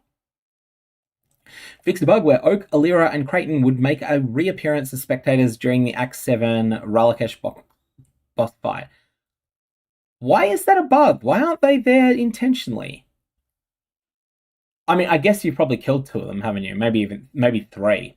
Like, I always kill Oak and Alira and help Creighton. That's my default. Like, there's the odd time that I'll kill all 3. There's the odd time that I'll help Alira. But generally speaking, kill Oak, kill Alira, help Creighton. That's my default plan there. Fix the bug where in some cases in party play, Thunderstorm, which was that bow gem that I forgot about entirely, did not visually grow in size for other players or could be invisible.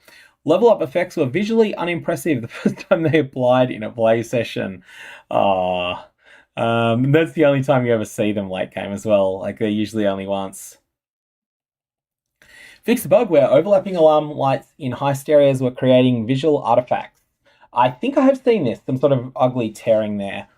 Fix another. Just looking if there's a. Okay, I think that's everything with respect to the patch notes. I'm just checking if there's any changes that have been made to them, because sometimes there are changes. There are no changes yet. So let's go through the things that are the biggest changes here that come to mind. So firstly, tier 17 loot has been nerfed pretty hard. A bunch of changes there, and it's not clear. It's not clear what's happening to the extra packs that are in them, but I'm assuming that they've been nerfed considerably because they're no longer 17s. 16.5 loot has been nerfed slightly, but not massively. And and also tier 17s are now unable to be juiced by certain new juicing methods that exist. So there's a smaller gap between tier 16 scarabed maps and tier 17 scarab maps. The gap between them is smaller and maybe even favors the 16s. Originator influence maps are probably the most juiced that you can get, and originator juice is a bit lower than it was last league. At the same time, currency is increased, and also currency is being like the big change, I think, mechanically to existing mechanics. Kingsmarch is getting like Kingsmarch from the gold input and farms is much worse than it was, but the Kingsmarch medals are much better than they used to be. One question's come up in chat of what I'm going to league start. And actually, I think I want to talk quickly about this event that I had in mind. I haven't actually pulled the trigger on making this happen yet, but I am considering, and you'll see a link down in the description of this video to my Discord, assuming that we haven't had any influx of bots overnight that's caused me to have to remove that like I did with one of the previous ones. But in there with that Discord, I'm intending to do some sort of group start event. I was originally going to do a private league, and I still might. I haven't yet decided between, like, as I say, there's 2 real ways I could do this. I could go a private league, try to get maybe 600 to 1,000 players into a private league, and we'll have our own kind of our own economy. Like, it wouldn't necessarily be a GSF environment, but there'd probably be more of a less competitive, more cooperative economy than tends to exist in leagues. So what that means in practice is if you find something good, you keep it and you trade it for something comparably good. But if you find something that's low to mid value, then you just get rid of it. So that's my first option. My second option, and this is where I'm actually leaning towards going now, is not starting as a private league, but starting with some sort of just group cooperative push. Not necessarily super hardcore pushing or anything like that. Not necessarily trying to be in Uber Pinnacle bosses on day 1 or even day 2, but I'm trying to get just basically having this cooperative approach that would be run through my guild that would then use that to try and get a bit ahead of the economy, not necessarily super ahead of it, and then potentially 3 or 4 weeks down the line, maybe do a private league restart, and that restart would be with different mods, might be harder. So that's where I'm leaning towards the second at the moment. That is the plan. Now, Rebellion suggesting that we go and have a quick look at the antiquarian. Is the antiquarian on here or not? The reason I'm suggesting this is that we might just have.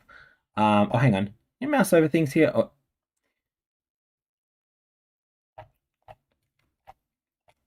Do we have anything with the antiquarian on here? Sort of thinking that we might be able to see information about the antiquarian from the artwork. It looks like it's only in the video, which would be more difficult to find.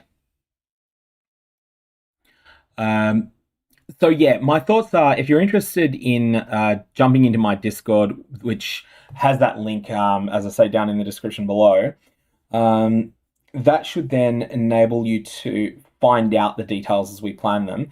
But my first thoughts are that I want to get some sort of group start going. The exact mechanics of that to be determined. Group start in softcore trade league, and then from there potentially do a restart at another point. One sec while I just look for that info. People mentioning. I have multiple windows open here, so you dropped a screenshot of it in Discord. Hey, thank you for that. Can you tell me whereabouts in? I guess it's in. Is it in POE chat? Oh, here we are. Yeah, Rebellian's got it there. Cool. So let's just hit open link, and that should have. No, that's come up in my. One sec. No, that's correct. Okay, cool. So Rebellion wanted to quickly mention this. You thought that we could work it out based upon the artworks. I'm less sold on the ability to work this out based on its artwork, but what do you think is particularly, do you feel is known here? What items do you think you can identify? I think the blood. I think that yeah. Just answering Zeal's question in chat. The Viper Strike of the Mamba, I think, is just in a terrible spot. Honestly, Viper Strike of the Mamba is really getting hit hard. Warped Timepiece being one of the items here would be big. We can I can identify Astromantis, but we already knew that. It looks like Tear of Purity on the left side of the amulets. There. Martyr's Teaching we knew. The belt is the brewery one. Yep. I expect we'll get an. Oh, the Cyrus belt's possible? Yeah. People on the build sub have put together a list. Okay. I'm going to have a quick look at that in the background and see if it's apparent what they might be. Path of Exile builds.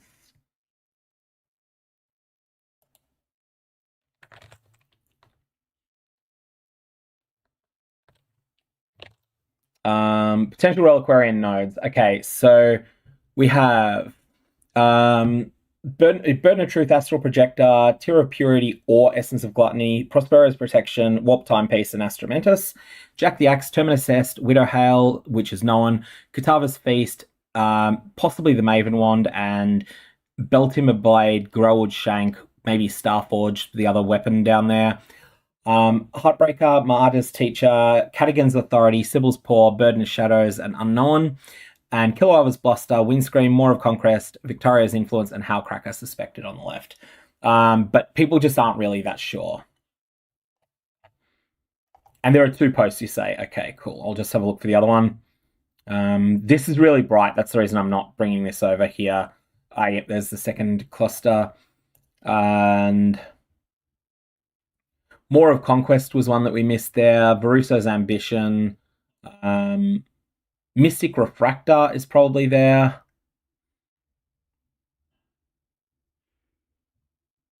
And not really clear on some of the rest. We'll find that out. It's a lot of that is just uncertain.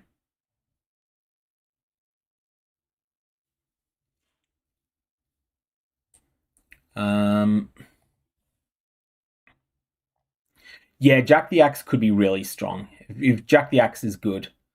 Widow Hail has been removed, apparently. So Widow Hail did not make it through.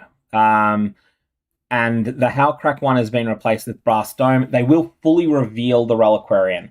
So that's something that's just come up in chat, that there will be a full reveal of the Reliquarian, but stuff is getting changed at the moment.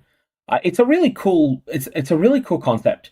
I do think people are going to get quite annoyed when they find the perfect setup for their build, and then they can only play it in one league. I think that's going to annoy some people. Some people will really like it too, because there'll be a bunch of build diversity around it. But anyways, I think at this point, that's pretty much it for the going through the initial patch notes. Biggest individual things here, definitely the tier 17 nerfs, the way that everything is changing with the Atlas, potential for juicing of tier 16s higher than was possible before, whether that's higher or lower than 16.5s were before. I think 16.5s are going to be the primary, like they're going to be the highest level of juice now, potentially. And then there's just a whole lot of cool, weird and wonderful stuff. Cast when stunned, probably dead, but a lot of other things survive. Slams are in a bad spot. Slams got hit harder than I thought. I thought Slams would get hit, but I thought they'd get one. Really, actually, they got triple tapped, really. Earthshatter got hit hard. Overexertion support got hit hard.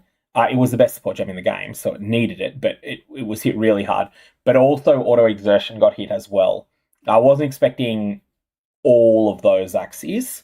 And I also was expecting some of the maybe not good enough slams to get a buff, and that didn't happen either. So yeah, slams way worse than they were before. Also, they lost access to breach tree weapons too. Kingsmarch mapping is really good. Your first Atlas should probably be Kingsmarch and Breach, unless something weird happens. And Golemancer is still fine. Golemancer is fine. It is worse than it was, but it was so crazy. Golemancer is very solid early on. Maybe you're more likely to change off it though. Like, you might start as a Golemancer, then change into a Herald Stacker, or start as a Golemancer and then change into an Occultist Power Charge Stacker. But Golemancer is still very, very good start. And in fact, all things considered, I am actually considering Foulborn Razor of the Seventh Sun still exists. Rebuke of the Vaal obviously still exists. One of these items is going to be cheap and affordable, probably Rebuke of the Vaal. And that makes me lean towards League starting Elementalist Ignite Eviscerate again, because that was a really fun build. I didn't start it from the beginning. I swapped into it with gear, but I did the version that was Ashes of the Stars Energy Blade. You don't want to play it that way, I don't think, anymore. I think you want to do it differently. And actually, Energy Blade got hit really hard too. But I am going to leave it there. Thank you for the super chat there. And Need 29, I think that is. I'm going to leave it there. May your Valobs have interesting results. I am going to have a shower. I'm going to have breakfast. I'm going to have lunch at the same time. It will be one meal. And then I'm going to give some more thought to things. And yeah, that's basically the plans. Have fun all. May your Valobs have cursed results.